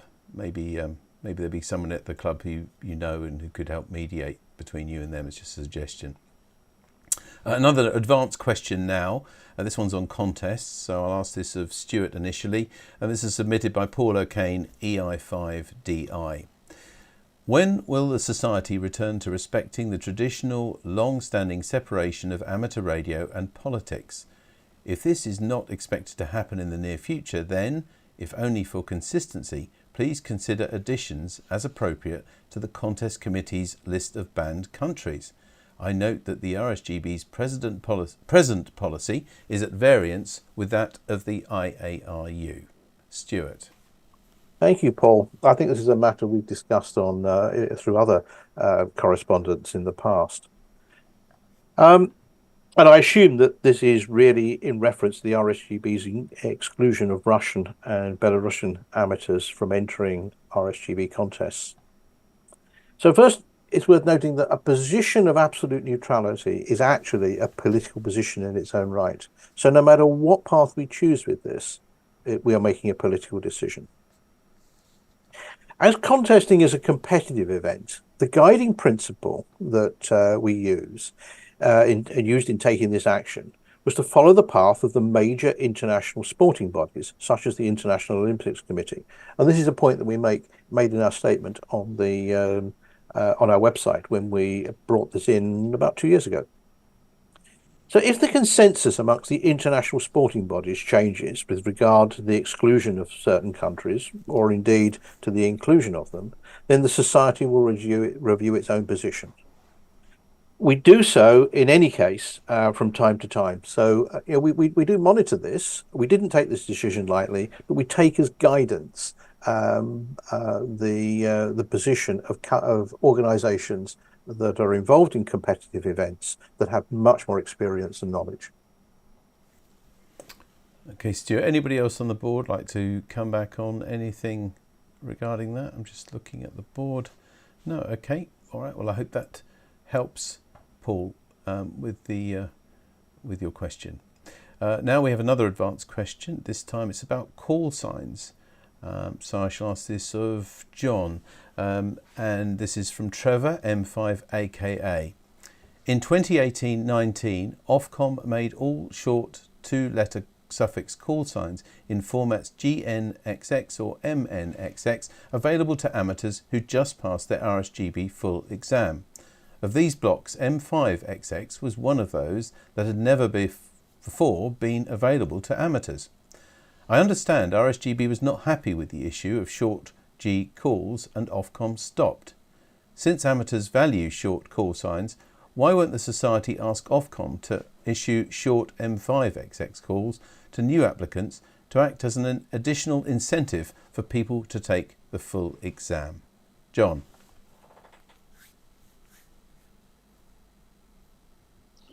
Okay, thank you for the question, Trevor. Interesting one. I don't think the Society ever asked Ofcom not to issue these call signs. It was simply, are you sure that you've considered all the implications? But I'm sure it's something we could take up again. It's always good to offer an incentive to anyone to get a full license, and it's something we would certainly consider. So I see no reason why we couldn't actually ask Ofcom to consider it again. And of course, as long as it's in line with their policy of simplifying call signs and all the rest of it. So I think it's something we could certainly consider doing. Okay, John. Anybody else on the board like to address the two-letter call sign debate? No? Okay. Well, I hope that's helped a little bit, Trevor. Another question on live chat. This is about the QSL Bureau. So I'll ask this of Steve. It's been submitted by Michael from Hinckley ARES. G3VLG is his call sign. Can you please advise in the current poor communications from the Bureau in regards not being able to contact both managers and sub-managers? Sometimes it's hard and you are fobbed off. Steve. Oh, okay. I didn't know there was any problems getting hold of the sub-managers. A few of them changed. We've had some retire recently. I think the list on the website should be up to date. There is an email address for the QSL Bureau on the website as well, direct. But if there's any problems, you can always drop me an email, gm.dept@rsgb.org.uk, and I'll try and help facilitate comms between you and the Bureau. Okay, Michael, I hope that's helped a little bit with that, and you can get directly in touch if you do have trouble contacting. Now another question from live chat. This one's also about the QSL Bureau, submitted by Chris G1VDP. I'll again go back to Steve for this as well. What are the RSGB QSL Bureau doing about the customs charges being imposed by the Customs Union for imports of QSL cards from other bureaus? Not just the UK, but around the world. IARU need to raise this. Steve? Interesting point. I'm going to, just pre-warning, I'm going to ask Stewart and John for a bit of assistance in this one if I can.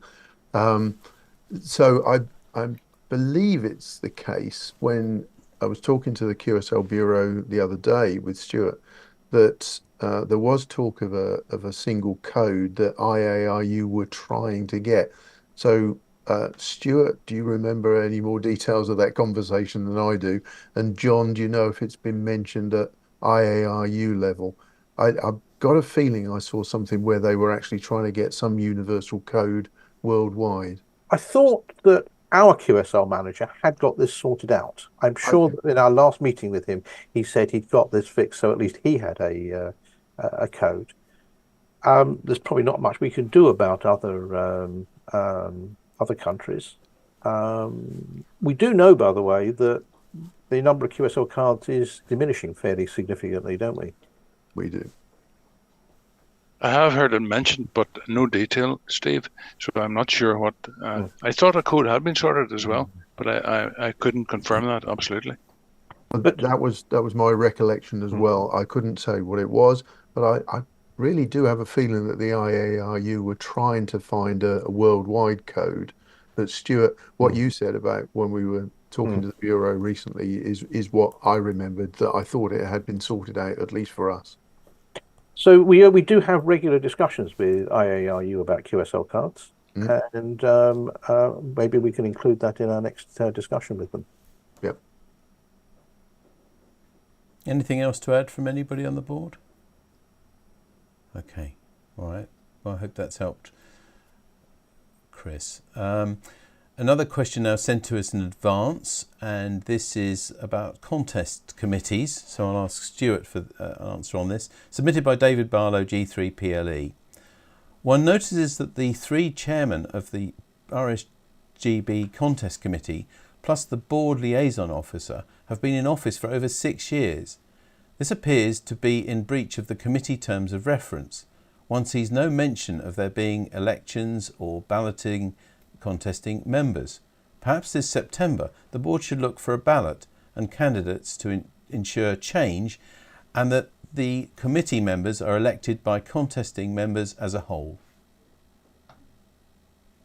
So let's just take the BLM one. So I'm the BLM, and I've been a BLM for quite some time, and I'm regularly confirmed by the membership, as I was today, and it's up to the board, the consensus of the board, who looks after contesting. So that is subject to the RSGB democratic process. So let's go to term limits. So firstly, there is no formal term limit in the terms of reference for the contest committee chairs.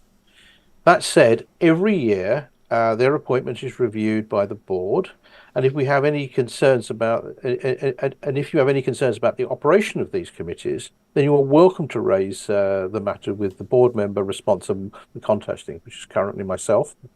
The RSGB contest committees organise and adjudicate nearly 230 contests a year in a very complex calendar that needs to interwork with the contests organised by other organisations.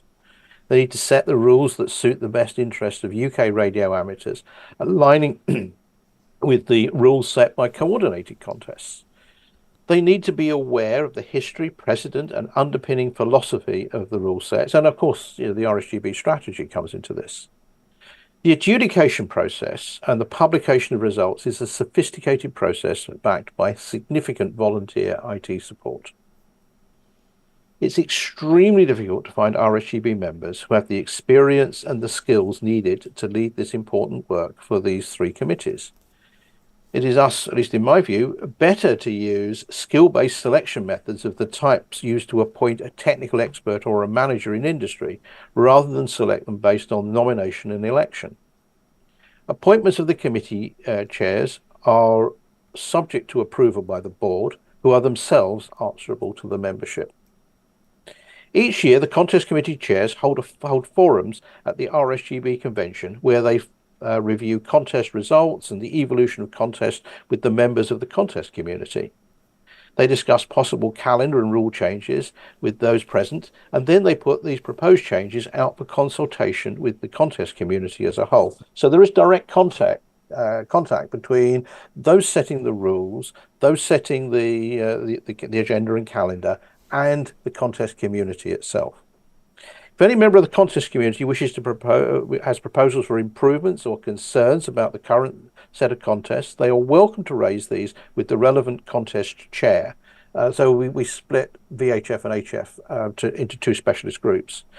And if they are concerned at the outcomes of such a discussion, they are welcome to elevate this for review by the board member responsible for contesting. I hope that addresses your concern. I hope that helps, David. Anybody else on the board like to come back on that? Okay, all right. Well, we go back to another advanced question now, and this is about the preservation of 23 centimetres band. So I'm going to ask this of John. Submitted to us by Gert Jan de Groot, PE1HZG. I'd like to thank the RSGB for their work on the preservation of the 23 centimetre band in the 2023 ITU. The outcome now is power restrictions, and 23 CEMS band plans worldwide are now void and nil. At the same time, the new restrictions apply worldwide, and a global new band plan might be beneficial. Global work like DX and EME are making the same equipment usable worldwide. His question is, would RSGB consider taking a role to coordinate this? The thought of a very different rules in every country is bad. John. Thank you for your question, Gert. We continue to work very closely with the IARU and right around all the SEPT, etc. on this. Barry Lewis, G4SGH, our microwave manager, who you've heard much about today, is still very heavily involved with all the stuff that's going on there. So WRC wasn't the end of it. There's much more to be done. WRC 27 and all the rest of it, and preparation work has already begun on that. So I think you can rest assured that we will continue to be heavily involved and do whatever coordination is required to try and bring sense to the whole band plan of 23 CEMS. Obviously, our influence is more within Region 1, but hopefully Barry works with SEPT and IARU, and hopefully that will have a worldwide influence as well, because it is a rather difficult, continually difficult situation. And as you say, if we ended up with different band plan in every area, different rules in different places would be rather difficult. So we continue to, as I say, to work with all the authorities. We also support other member societies such as Belgium on this, and we will continue to do that. So you can rest assured we will be right in the middle of it. Thank you, Gert. Lovely. Thank you very much, John. And I hope that helps, Gert. And thanks very much to all of the board for all of those questions. And thanks, of course, to you for asking them. It's not your last chance today, though, to ask questions, because we'll be having another Q&A special on the new licence conditions later. But now back to Stewart. Thank you, David. We have answered all of the questions submitted in advance, and as many as possible from the live chat in the time available. We thank everyone for taking the time to submit these questions, and hope we have answered them fully for you. Clearly, as we've said earlier, it's not your only opportunity to talk to the board, and we welcome other correspondence. The AGM takes a significant time and effort to prepare so that everything runs smoothly. On your behalf, I'd like to thank the staff and the wide range of volunteers who have had inputs both in front of the camera and behind the scenes to support the election and AGM preparations. All that remains for me is to thank everyone for joining us today, and I'm going to hand you over to John. Thank you, Stewart. I'd just like to add my thanks to all that has been said already. There's so much work goes into producing an AGM like this. It's been a tremendous effort on everyone's behalf. I would like to thank all the staff involved, all the board involved, all the members who have contributed, and everyone who's asked questions as well, because that really has added to the whole flavour of the AGM. And thanks very much to David and Tommy for their production in behind the scenes. Without you, we would be nowhere. So thank you again for all your help and support, and we look forward to a prosperous coming year. Thank you again. Thank you. Whilst that ends the AGM, I'd like to ask you to stay with us now as we share a very short new RSGB video about the new licence conditions. Following that, there will be a recorded message by Ofcom Group Director, Spectrum, David Willis, after which we are delighted to be able to show you Ofcom's new video in which the licence framework is explained in more detail. This will be followed by a live Q&A on the new licence conditions with 4 senior RSGB representatives answering your questions. President, John McCullagh, GI4BWN. Myself, Board Chair, Stewart Bryant, G3YSX. General Manager, Steve Thomas, M1ACB. And the Spectrum Forum Chair and now Life Vice President, Murray Niman, G6JYB.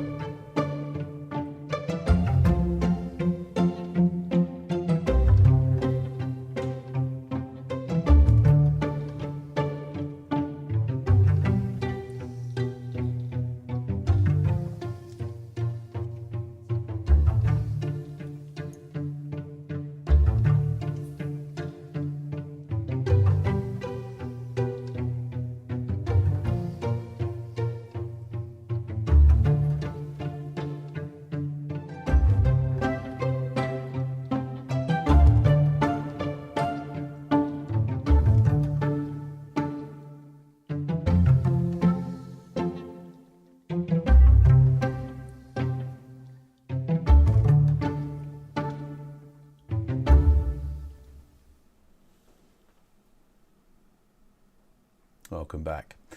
The RSGB works closely with Ofcom to help protect the very valuable licensing privileges and access to the spectrum which all UK radio amateurs enjoy.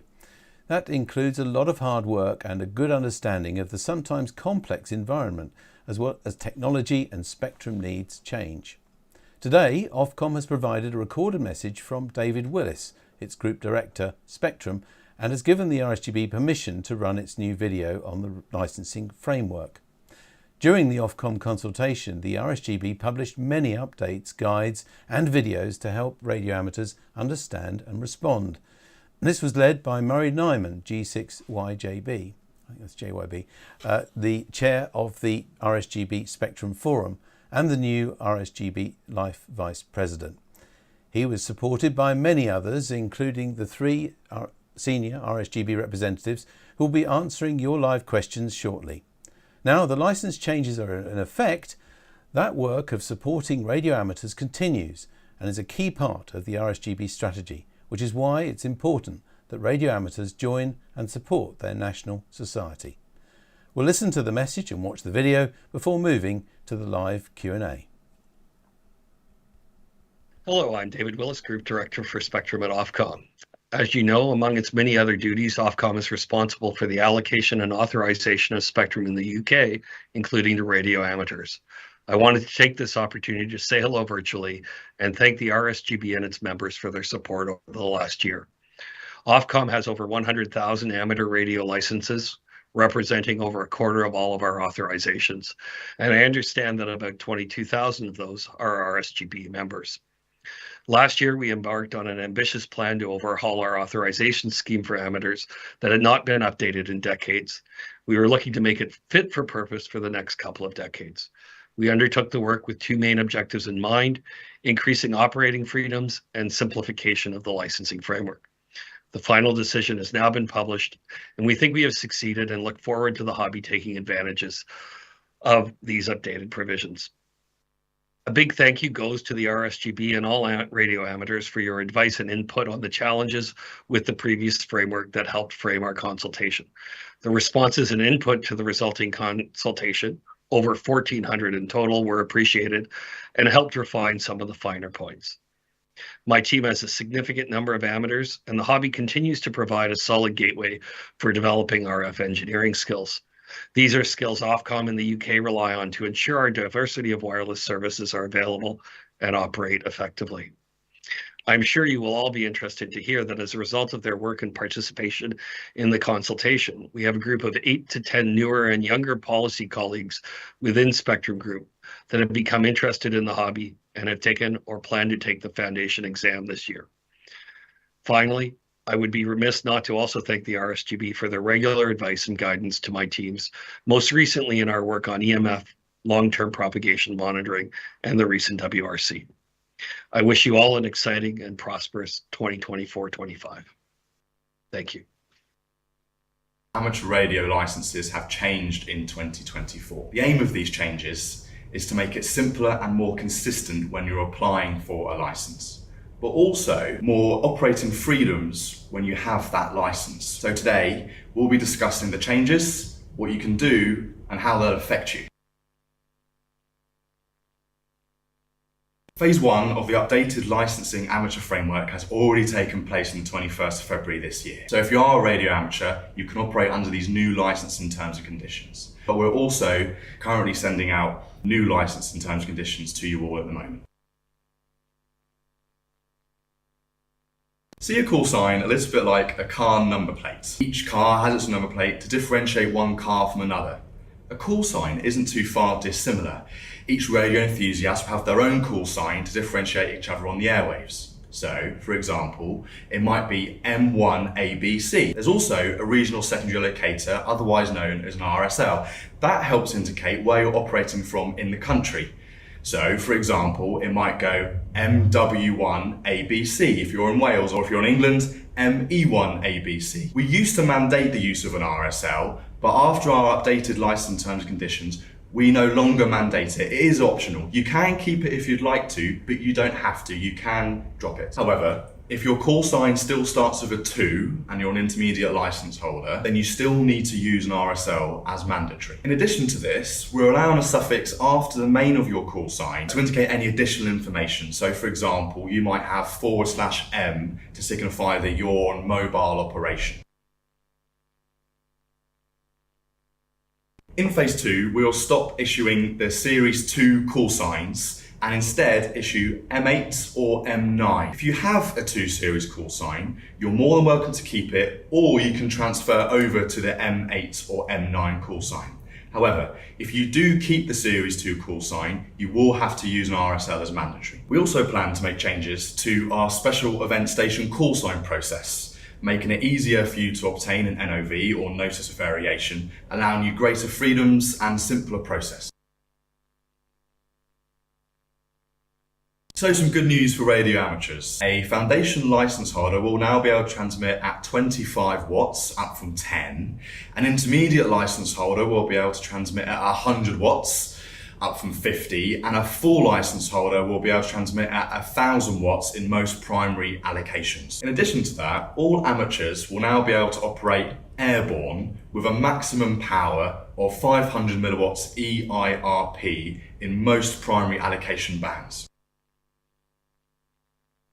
We have also updated our licensing terms and conditions to remove any unnecessary restrictions that you might have previously faced. So, for example, repeaters, beacons and gateways where you previously required a notice of variation request or an NOV are now included in the license structure, so there's no need to apply for an NOV anymore. Furthermore, we are now allowing unlicensed individuals to operate radio amateur equipment under the supervision of a license holder. In addition to this, foundation license holders can now build their own equipment, and we're also allowing internet access for remote control operation. We plan to have the phase 3 changes in place by the end of the 2024 to 2025 financial year, but if that does change, we will let you know. One of these changes is to ensure that you only have one call sign at any given moment. So if there is a call sign which you have a particular attachment to, please do indicate that and we won't revoke that call sign. However, if you don't, that's perfectly okay, there's no need. But what we would do is if you're a full license holder, for example, and you have a call sign associated to your foundation or intermediate license, we'll simply revoke them. One other change is that if you're a new radio amateur, you can apply for an old call sign after a call-off period of 5 years. And if you're a current licensee holder, you can periodically change your call sign once every 5 years. So quite a lot of change to call signs, and I'm sure they're beneficial to everyone.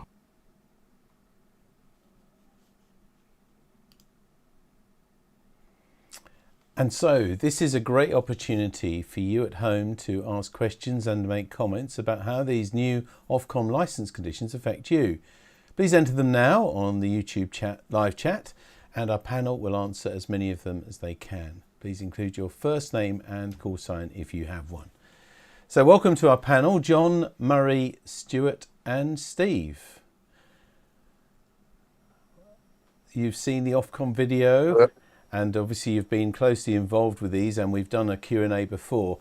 At the moment, we don't have any questions, but I'm hoping that they'll come through soon. So this is an opportunity, as I said, for you at home now to ask us questions. I'm going to start with a question, if I may, team. As someone just a regular amateur, like we all are, and a chairman of a club, one of the things that surprised us is when Ofcom announced their decision on the final decision on everything that would happen, I think way back in February, what would surprised us was how quickly they said it would be implemented. Many of those conditions would be implemented from that moment. I want to ask you and put you on the spot and ask you, did you all know that that was going to happen? Maybe you didn't know the date, but I mean, that they were actually going to say, and from now, you know, foundation licensees can operate at 25 instead of 10, etc. Who'd like to take that? Steve? Well, yeah, I thought you were going to do that. Well, let's start with an intro to it, which was that we worked with them. I've said this before. We put out, was it five or six videos on this sort of subject, all through the consultation. We've been working with Ofcom for a long time. We think in relation to this consultation, probably about 3 years, but although we didn't know it was related to the consultation when it started. But that was about liberalisation and simplification and everything like that. And the consultation is what it became.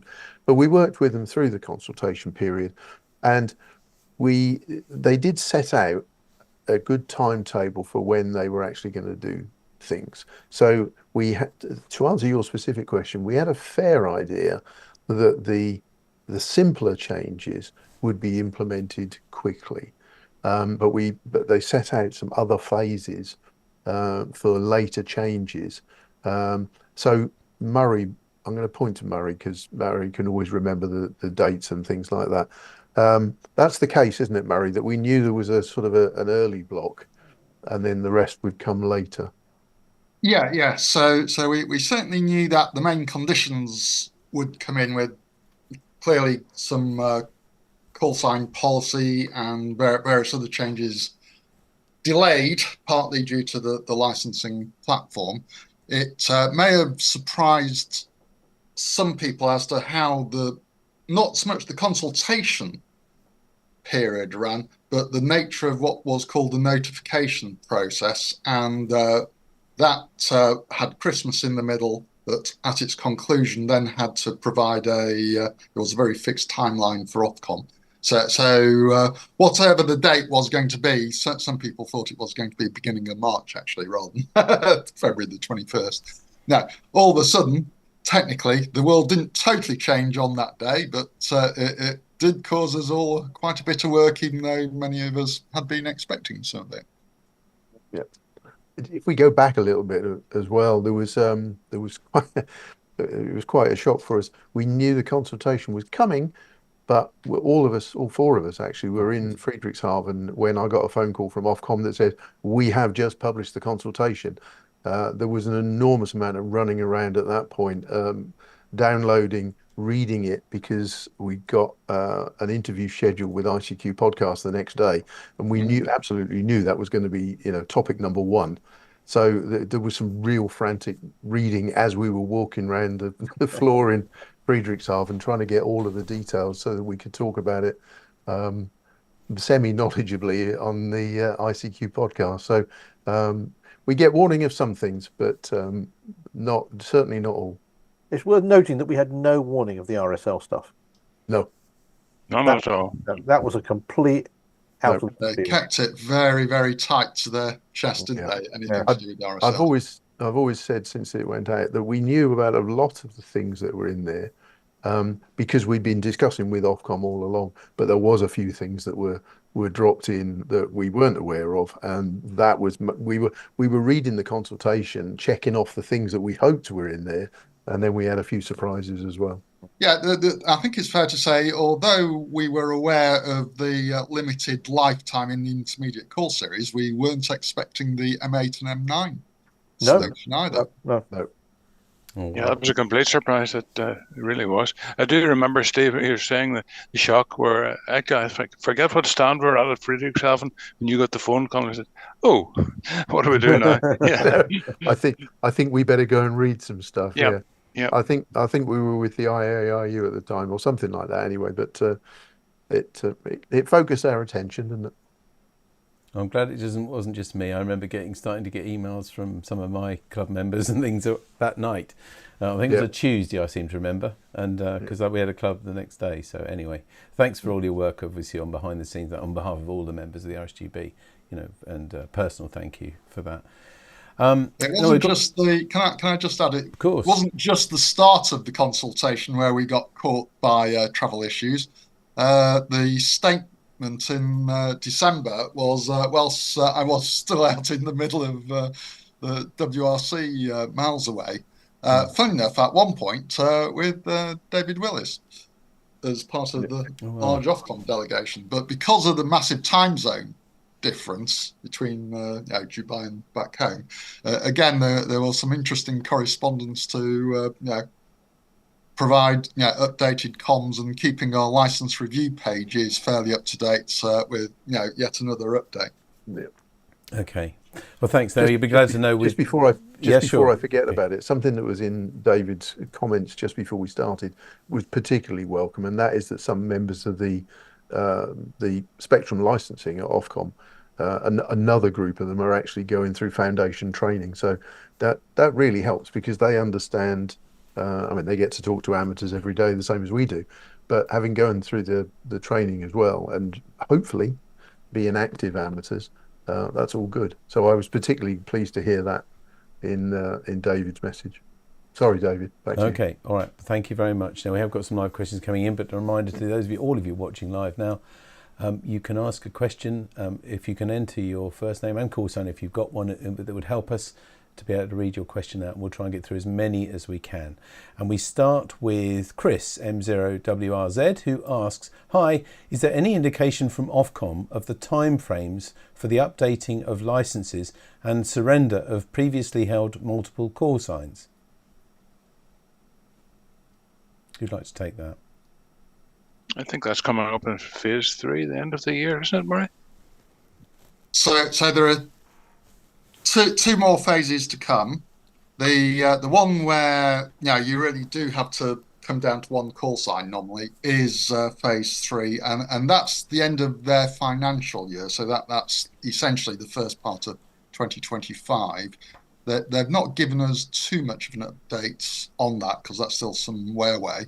We have been keeping an eye on when phase 2 arrives, which is when the intermediate call signs potentially start to change. And that, again, you might have to be patient for, we believe it's sometime in the autumn. It's not going to be quite as quick as some people think.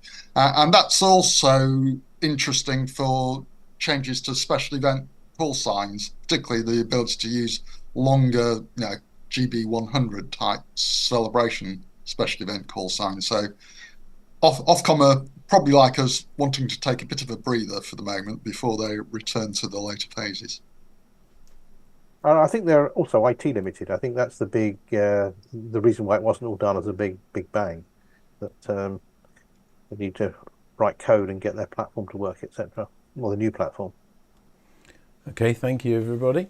The next question from Dave, G4AON. Someone with M6, 2E and G0 calls, can they use M6 with full license, power levels, etc. now? Absolutely not. Absolutely not. So any foundation call or intermediate call has to stick to the license power limits for that call. So there's no change there. I'm guessing as well that might be spelled on, because funny enough, I thought it myself.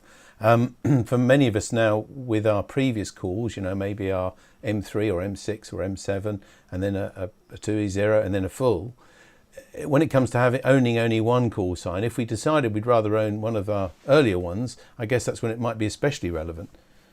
Yes, whilst most people assume that your highest call will be preserved and the low ones dropped, which was the traditional way people used to progress up the system many years ago, it is technically possible for you to surrender, make that choice and surrender a different level of call. And as you say, if I were to have a choice and just keep my intermediate call, I'd have to take that power cut.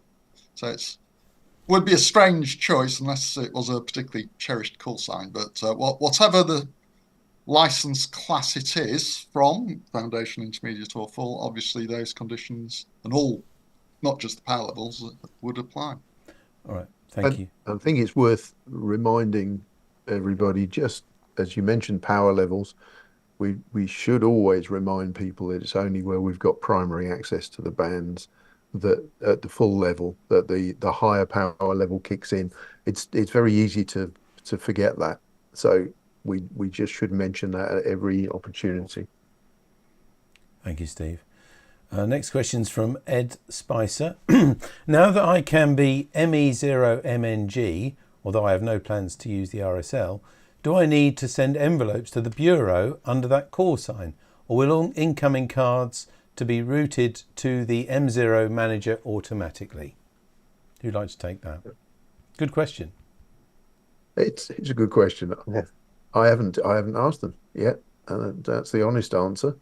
I think we'll ask them, and presumably there'll be a note in Radcom. And so, I'll add that to my list. Yes, I'm sure Richard will write an answer in Radcom. Yep. That's something I hadn't thought of, I must admit. Yeah, thank you for that question, Ed. Ian G3WVG asks, as well as my full license, I'm also the license holder for 2 separate clubs. Will one of these be revoked? No is the answer. You're allowed up to 5 clubs. Yep. 5 calls for a club, yeah? You're allowed to have 5 club call signs associated with your license. Lovely. Okay, I hope that's helped short and sharp, Ian. Next from Nigel G0MEJ. My lady Julia, my XYL, she holds 2E0JBP. When can she change to M8 or M9? Nigel G0MEJ, full family members, he says. Yeah. So I covered this a little earlier. So the M8, M9 facility is when phase 2 comes in. As Stewart mentioned, it does require some IT modifications on the current platform, and we believe it's Ofcom described it as autumn, so that can be as late as technically November. So it's not happening quite as quick as some people may have imagined, and there's some logistics about resourcing that as well, because there'll be the first priority will be for new intermediate exam passes, and then it will be for and then if there's a surge, there may even be a waiting list for individual requests. So we'll have to wait and see, but it's be a little more patient for now. And they have to reserve the suffixes, don't they, at the same time as well? Yes. So the IT has to be programmed not just with a new prefix, but with a whole set of blocks for all the existing holders that implement that reservation. So it's likely if you look at the if you're just moving over from an existing 2E to either the M8 or M9 equivalent, that those will be reserved for you. But that is a complication or a piece of complexity that the current IT doesn't understand. So how they do it on the current platform, we're not aware. It'll be much easier to implement when they get to their sort of newer IT next year. And they'll hold that reservation of the suffix for quite a while, won't they? Not forever. I think between 3 and 5 years has been talked about, but the guidance, we're expecting Ofcom's guidance on this and other topics to be updated as phase 2, and for that matter, phase 3 do take place. Okay, thank you all. Hope that helps, Nigel, for yourself. Now we have a question in a few parts. I'll try and read them. Just a reminder again to all of you watching at home, there's a great opportunity to ask a panel of 4 people who have been very closely involved with all of these consultations with Ofcom, and you can ask any question. You don't have to be an RSGB member, so just please get onto YouTube chat and we'll be happy to read them to them. Our next question comes from the Essexham team. Pete, I guess, is writing these. And he says this: I appreciate the earlier answer on syllabus, but based on significant feedback from our foundation students, it would be good to understand the RSGB board position on requirements to support newcomers and progression. He adds, I appreciate Dave's comments on time frames and workloads, I guess, but a feeling of direction would be appreciated, because he says getting a licence in the UK continues to be harder than other HERIC countries. I know Dave Wilson isn't with us now to answer that, but would one of you be able to help with that question?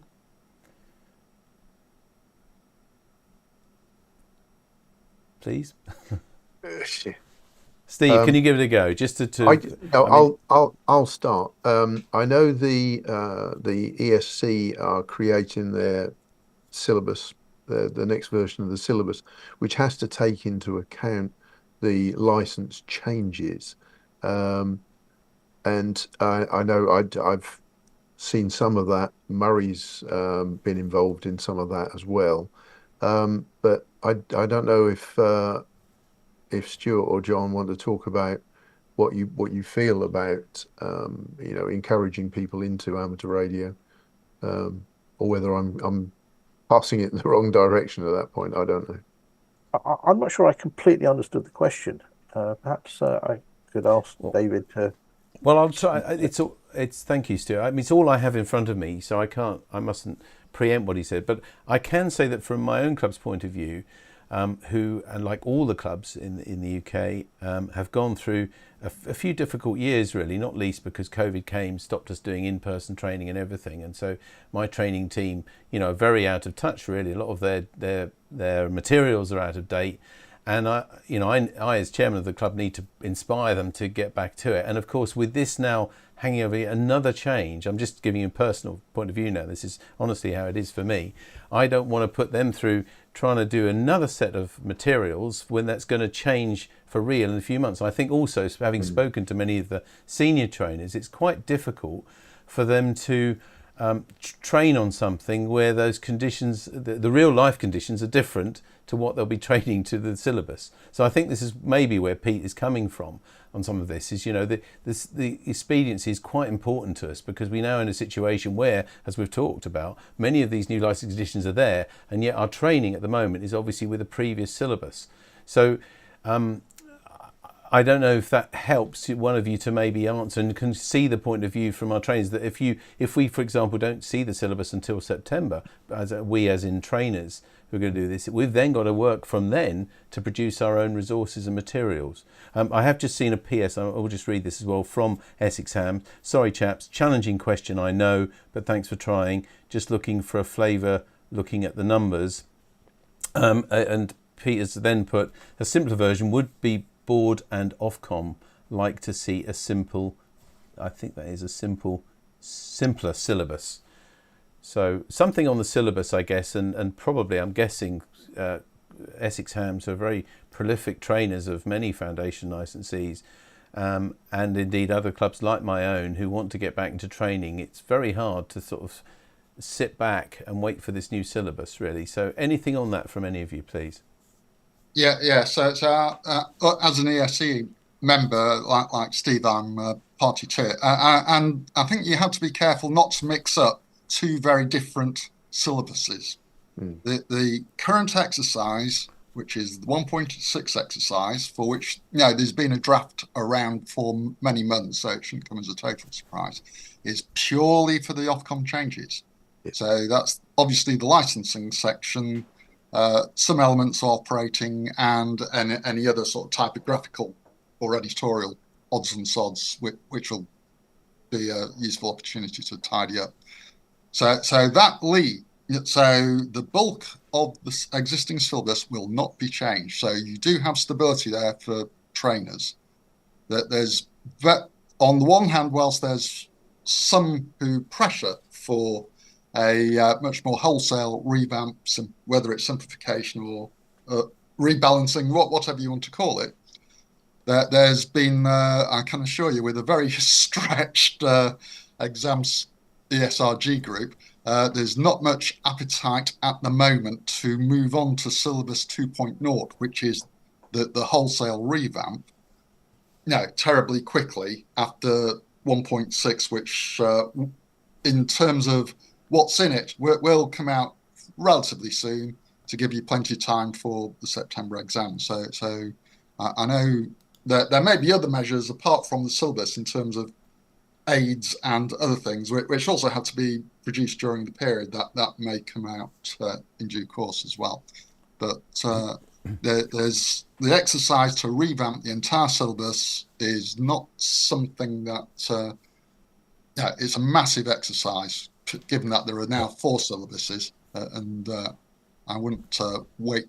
Don't wait to do training just thinking that that's around the corner. That will be like that. It's some way off. It's also at the top level. Absolutely, Harrick's not changed, so there's not going to be a vast amount of change at the top level. Foundation's pretty well got most of the newer digital radio stuff in from one of the syllabus 2019 exercises. So I don't think it'll be a massive reinvention, but okay. There's more to exams than just the syllabus. Sure, of course, Murray. Just for context, before I know I'm going to let everybody else say it, but what we've done is found the original question that was asked within the AGM, right. And I'll read that to you now because that will help give context to what Pete asked subsequently. And this is the original question, was given the recent decline in passes, the drop in exam progression since syllabus 2019 and Ofcom's recent decision to relax requirements, please can the board provide an update on plans for the next major syllabus revision? Specifically, what direction is this likely to take, what the aims of this would be, and roughly when this is scheduled for? And that was, I said, submitted on behalf of the Essex Ham training team. I don't think that will change anything you've said, Murray, but does it help any of you elaborate further on that question? Not specifically related, David. Just a point at the moment, and we're not quite sure why, but there's been a big increase in the number of exam requests this past few months. In fact, since the beginning of the year, Steve, I think the figures are. But there's been a large increase in people actually applying to take the exam, which is rather interesting. Right in the middle of it all. It's been marked. I mean, it's no secret. I think a very rough figure is I think we've seen 900 exams so far this year, which is a marked increase. So we're very, very happy about that. Trying to understand exactly what's behind it. There could be a number of factors involved. We absolutely appreciate that. There could be it could be the extra publicity we've been doing of all about amateur radio. It could, let's face it, be to do with the exam fees increase that's coming up. We know that can play a factor in it.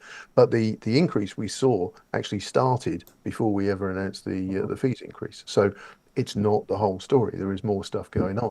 So we can be very positive about this. But we are.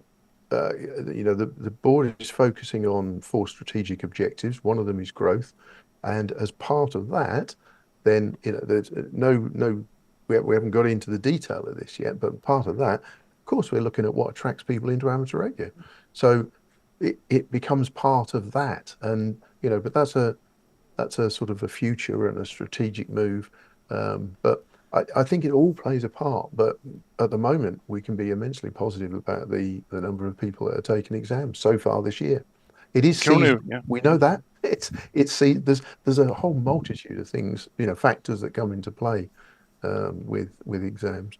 It can only augur good for our growth priority. And if you see numbers of people increasing like that, it really can only add to it. Really, something that we discuss from time to time is to what extent should significant skill learning be associated with the exams, and to what extent should it be a sort of an extracurricular activity that the RSGB supports? So I don't know whether that'll have any influence on the exams, but it's not obvious to me that everything that's required to be examined is actually needed to be a safe, competent operator. Okay, yeah, thank you very much, all of you, for that. I just add a little two-penneth, if I may, with my chairman's hat on and with a previously very strong training team. There may be something that would help this along the syllabus. If the RSGB are now looking again at publishing a set of standard resources, as it were, which trainers can or don't have to use, but would be available.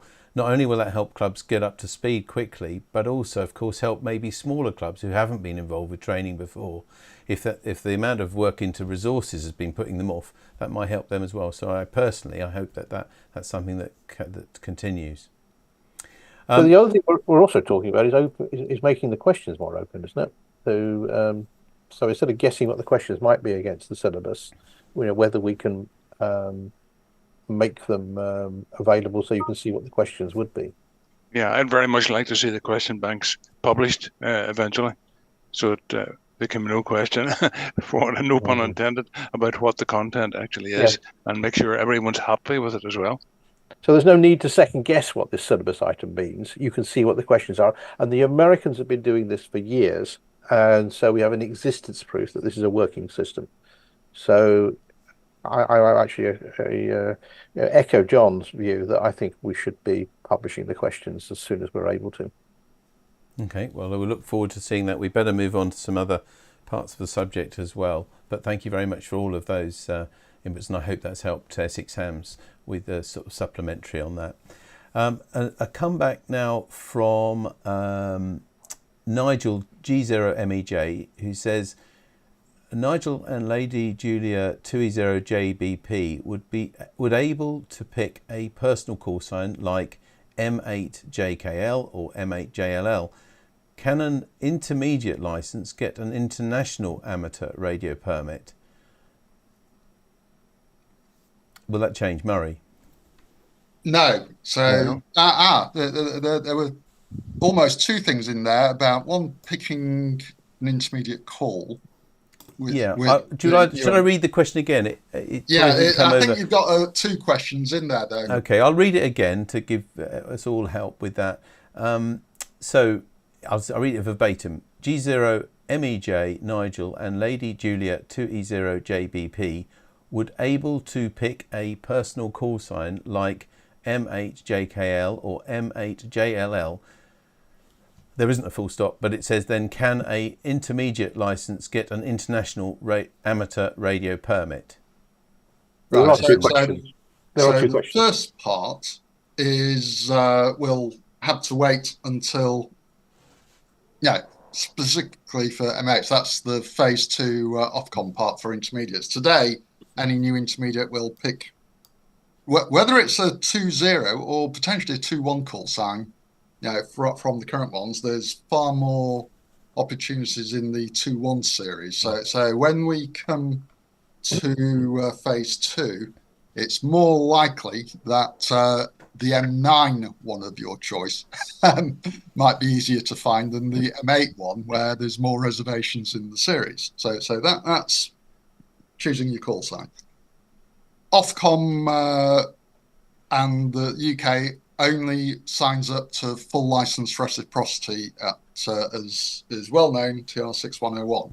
So by default, there's no entitlement or recognition by the UK for lower level sort of licenses for when you're abroad. Having said that, you could still potentially find some countries who at the national level would potentially, if directly asked, but it would be a specific request to give you a permit for an intermediate call. But there's no right of roaming. The equivalent European recommendation for intermediate isn't one the UK is signed up to. Okay, thank you for covering that. Now a question from Martin G0GMB.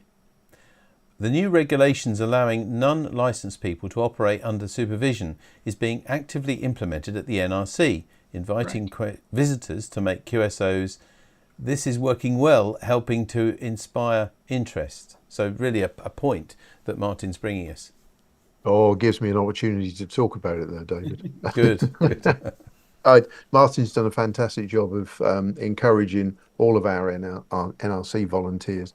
And I think from memory, I think we've got 60 volunteers that help us at the NRC that Martin manages. But they've been engaging with the people that come into the NRC, of course. And some of those are radio amateurs. An awful lot of them are not. It might be the first time they're encountering amateur radio. And now the license changes gives them the opportunity to actually, as long as they're supervised, to actually get on the air and try it. And it makes a huge difference with the way people engage with something. It's not being told what they could do. It's actually being able to do it while somebody's there and helps them. And we've done this now on all of the bands at the NRC. It's gone really well, and we've had some fantastic feedback from the people that have been there and done that and tried it. And then we talk about it on social media, and we get an awful lot of positive comments about it there as well. So it's worked really well. But the team at the NRC turned it around. Sort of, it was day one when they were getting visitors to the NRC on the air that were unlicensed but supervised. It worked fantastically well and continues to do so. We'd encourage everyone with a club station or even their own personal station where they have visitors to encourage people to have a go. And it's really straightforward now, and there are none of the strange restrictions that we used to have. So yeah, no, absolutely. It's something for every club to try. We're absolutely convinced that outreach in amateur radio is absolutely the right thing to do. In my mind, doing practical things and reaching out to people that maybe haven't ever encountered amateur radio but might be interested is absolutely the way to drive growth. And where you have in the past, a club putting on a special event station, you've now got such an opportunity. If somebody comes past who's really interested, they can actually have a go. They can press the buttons, they can talk to people. That makes a huge difference. So you could do that, Steve. You could also presumably build a small kit with them, and then they could make a QSO with that kit that they'd built. I mean, you know how exciting it was when you made your first QSO with your first home-built transmitter. In fact, being as old as I am, that was the only way I could get on the air, right? Well, now you can build a simple transmitter, perhaps on one of the little breadboard things, and you can actually make a contact with someone. And I think that would be potentially quite exciting, particularly for some youngsters. Yeah. The Builder Radio workshop that was run at the NRC at Bletchley Park recently in conjunction with the RCF was fantastic. Youngsters came in, they were building receivers, but they came in, they built something, and then they all went to the NRC as well and were able to make contacts.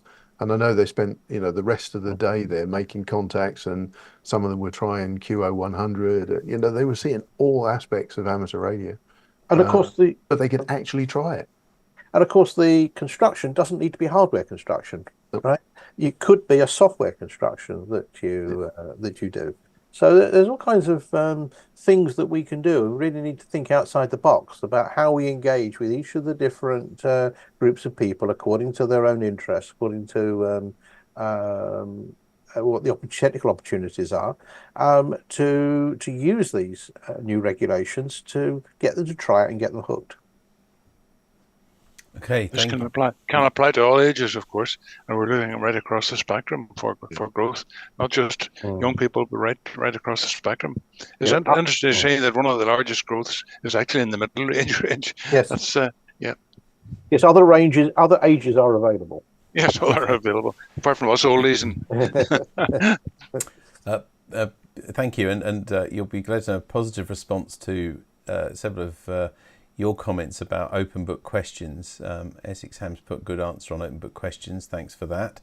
And Luke G4SBL says, if the question banks are being published like in the States, wouldn't this mean people would just learn the answers instead of actually learning?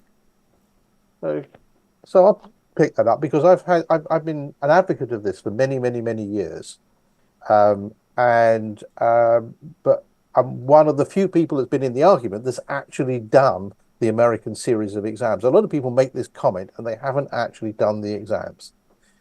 If you are an expert, then it makes no difference whatsoever, right? I mean, if you're doing going from an expert G full to a American extra, it's really straightforward apart from the strangenesses of the licensing regulations. But if you go and observe people taking the exams, they don't all pass. Some fail. They sweat and get nervous at the prospect of doing it. It's exactly like any other exam in terms of the process and the mental process.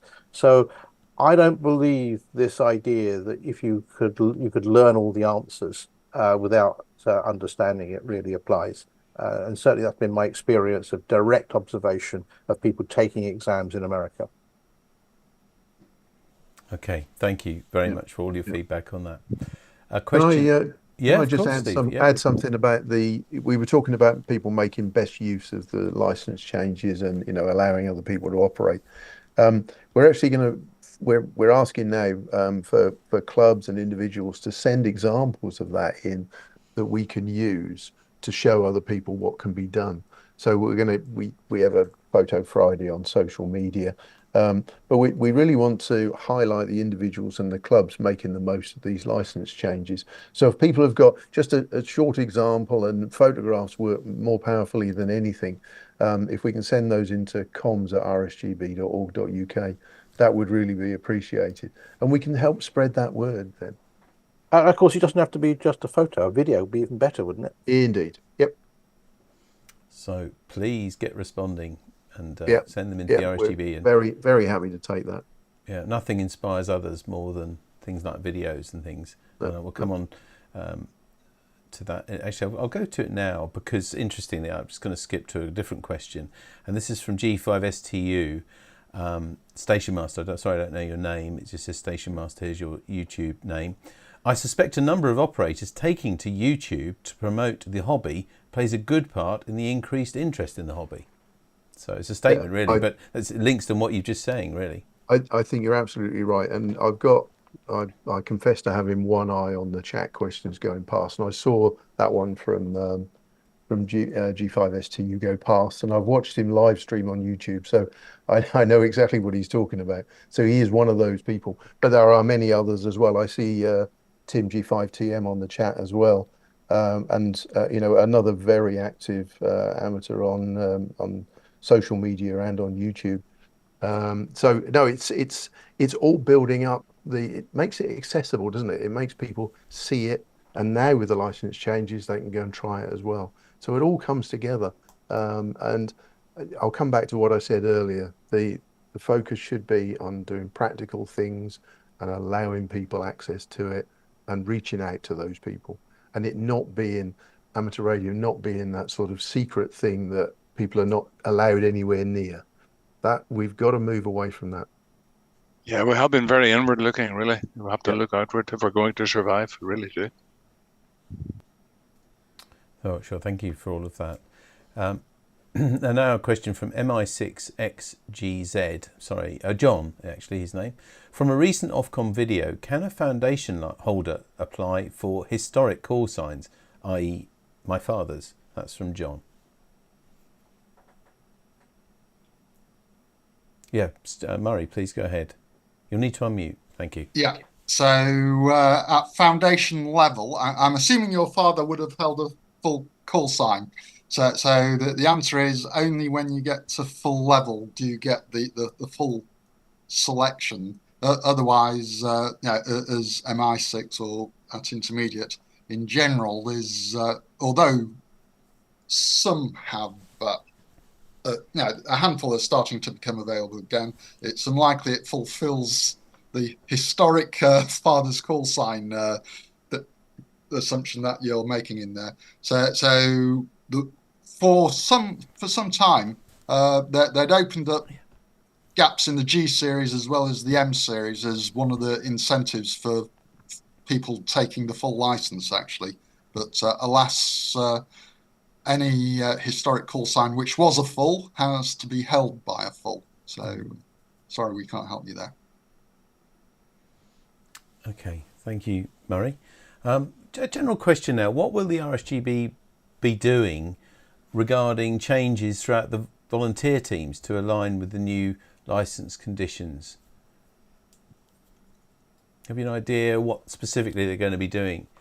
Well, we talked about that during a board meeting, didn't we? And we were thinking about all the different areas that were actually had something that was going to change, and there was quite a list. I think Murray and I talked about it on one of the previous videos. But Stewart, do you remember in one of the board meetings there was quite a list, wasn't there?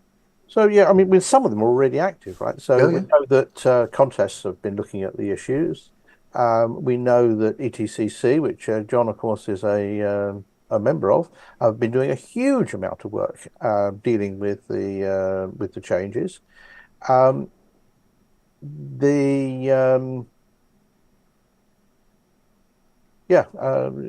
remember which other groups we discussed now, but they.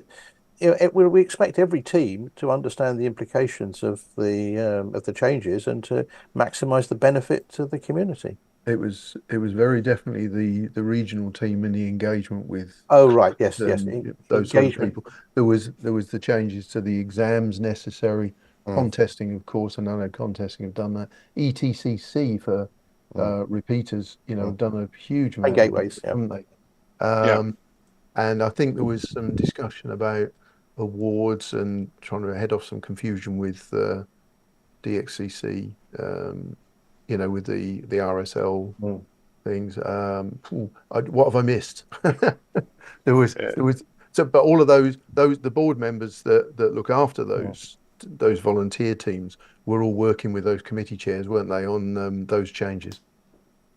It was interesting to note within the ETCC, we've done a vast amount of work over this past few weeks, but and we looked at our own structure and we decided not to change it in the meantime, just to see how things pan out, because we do need the individual expertise in each area. So I think everyone will have their own way of looking at this. Each committee will have its own way of looking at it, and the board will have to have an overview, obviously, of what's going on, make sure everything is going smoothly. But I think so far it seems to be going quite well in all areas. Very busy, of course. Yeah. Okay, just to follow up to not really a specific question on license conditions, but G5STU Station Master comes back and says, would the RSGB be open to allowing some of us experienced streamers to live stream on the RSGB's YouTube channel, all in the interest of showing off different styles of operation? Steve, I reckon this is one for you. Yeah, I saw that one go past. I wondered if you were going to come to that. That may be a conversation we have between me and Stu and Heather, of course, who runs all of our comms and media activities. So it'd be good to have a chat, I think. Okay, there we are. There's an opening for you there, G5STU. The station master, to have a chat with them. Paul G4DCV says, I'd like to put a plug in for Brickworks. It's a fantastic way of helping new licensees to gain the necessary practical skills and as a way for clubs to attract new members. I should just add a bit of context for that, because I know all of you can see the various chats that are going on the live stream. Various people are asking, how many clubs are doing things, and Essex Hammer's mentioned and indeed somebody else mentioned about skills nights. I think that was probably Chelmsford Club, someone like that. Yeah, skills night at Danbury. Terence 2E0IPK mentions that as a great way of promoting the hobby. So, just generally on that sort of thing, compliments on Brickworks. What other things can clubs do you think, to encourage people? Because it's one thing being a member of a club, but how do you get the people in the first place, and how do you bring them in, and what do you do when you do get some new people in? Maybe you have an open night or something to get them interested in the hobby. Any ideas? Any thoughts? Well, I'm going to go back to the same thing while everybody else has a think. I'm going to go back to the same thing about doing practical things. I think people go to clubs these days to do things that maybe they can't do at home if they haven't got the space, or they want to do something as a group, so they might get together for a contest group or something. So I think allowing people to actually do things, and not just having although there is a place for it, having a coffee evening and a PowerPoint presentation, but actually doing something practical, I think, is key. And the Brickworks activity gives people some challenges, doesn't it? It gives people a structure and a list of things that they can do, because I really do believe that the more things you try in amateur radio, the more likely you are going to be to stick with it, and not just try one thing, decide it's not for you, and go off, because there's 1,000 different things you can do.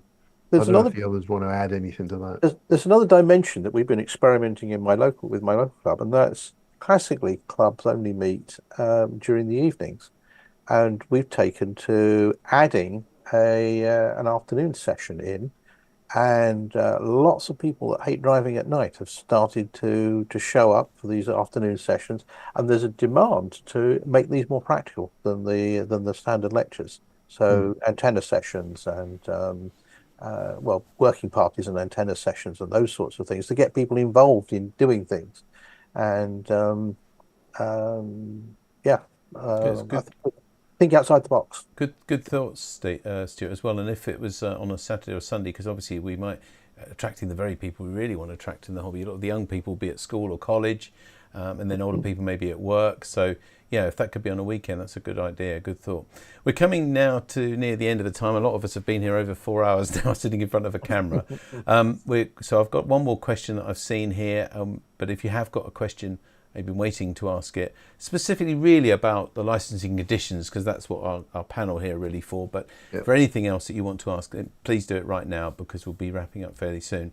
A question from John, G0UBE. With such a low percentage of licence holders, members of the RSGB, what are plans to correct that situation? Again, it's more of a general board, more of a board question from the AGM, but would one of you like to take that? There's three of you are on the board.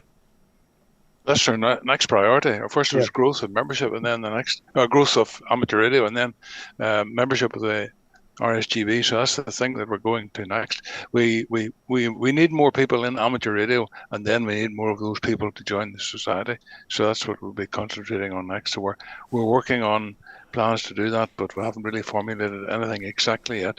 We've got our outreach team going, which is trying to get more people into the hobby, and then we'll be following up with work to actually showcase what the RSGB can do for them. And surely from today's AGM, there's quite a bit going on, and you see the amount of things going on across the society, and how we're not just, as someone said, a book club. We do an awful lot of work for the hobby in general, representing all members, whether all the people, whether they're members or not, and that should encourage them to join, because all the work we do in Spectrum, preserving the Spectrum and working with Ofcom, surely shows people that it is worthwhile being a member to support all that work.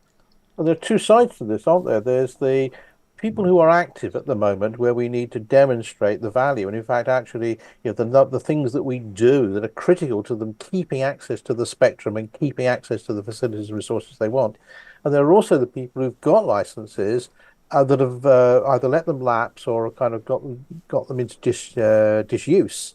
And we need to encourage those to re-engage. And in the case where people had licenses and got them lapsed, I know that we do work to help them get the necessary documents together to get re-licensed again.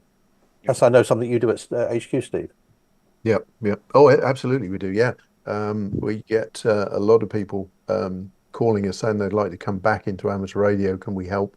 And of course, we're very happy to.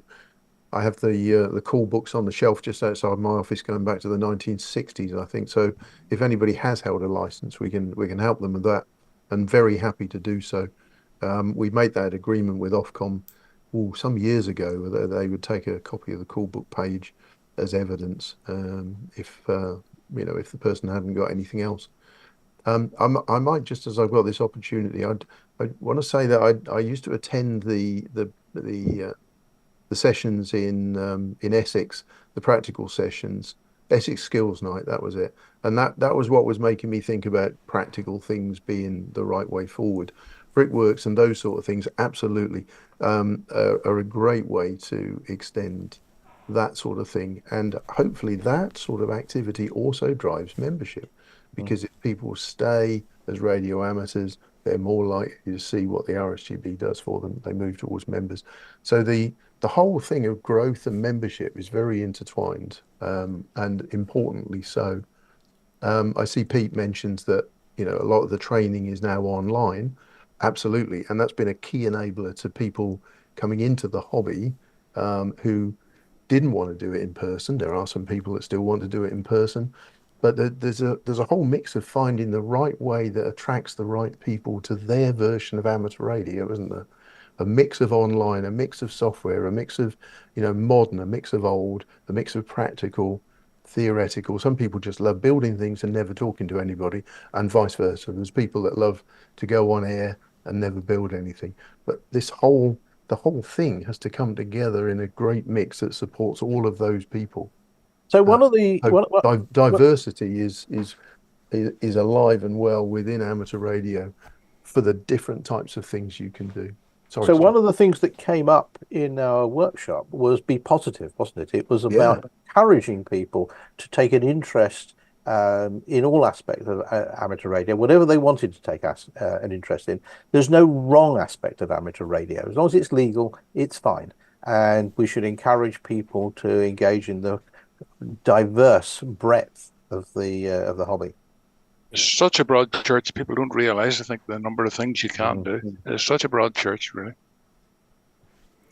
Well, thank you all very much. I haven't seen any more specific questions, really, to ask you on licensing conditions. I would like just to remind everybody, though, that there is a lot of resource available on those licensing conditions on the RSGB website at this address. It's rsgb.org/license-review. So you can go there to find out more details. Lots of compliments and suggestions as well online on the YouTube chat, which you can all read at home as well, about, you know, how to get things going. One club said they've started a morning cafe to try and get activities and things like that going, practical meetings and things like that, and lots of other suggestions as well. Thanks very much for those. But that really is all we've got time for today. Thanks very much to our panel, John, Murray, Stewart and Steve.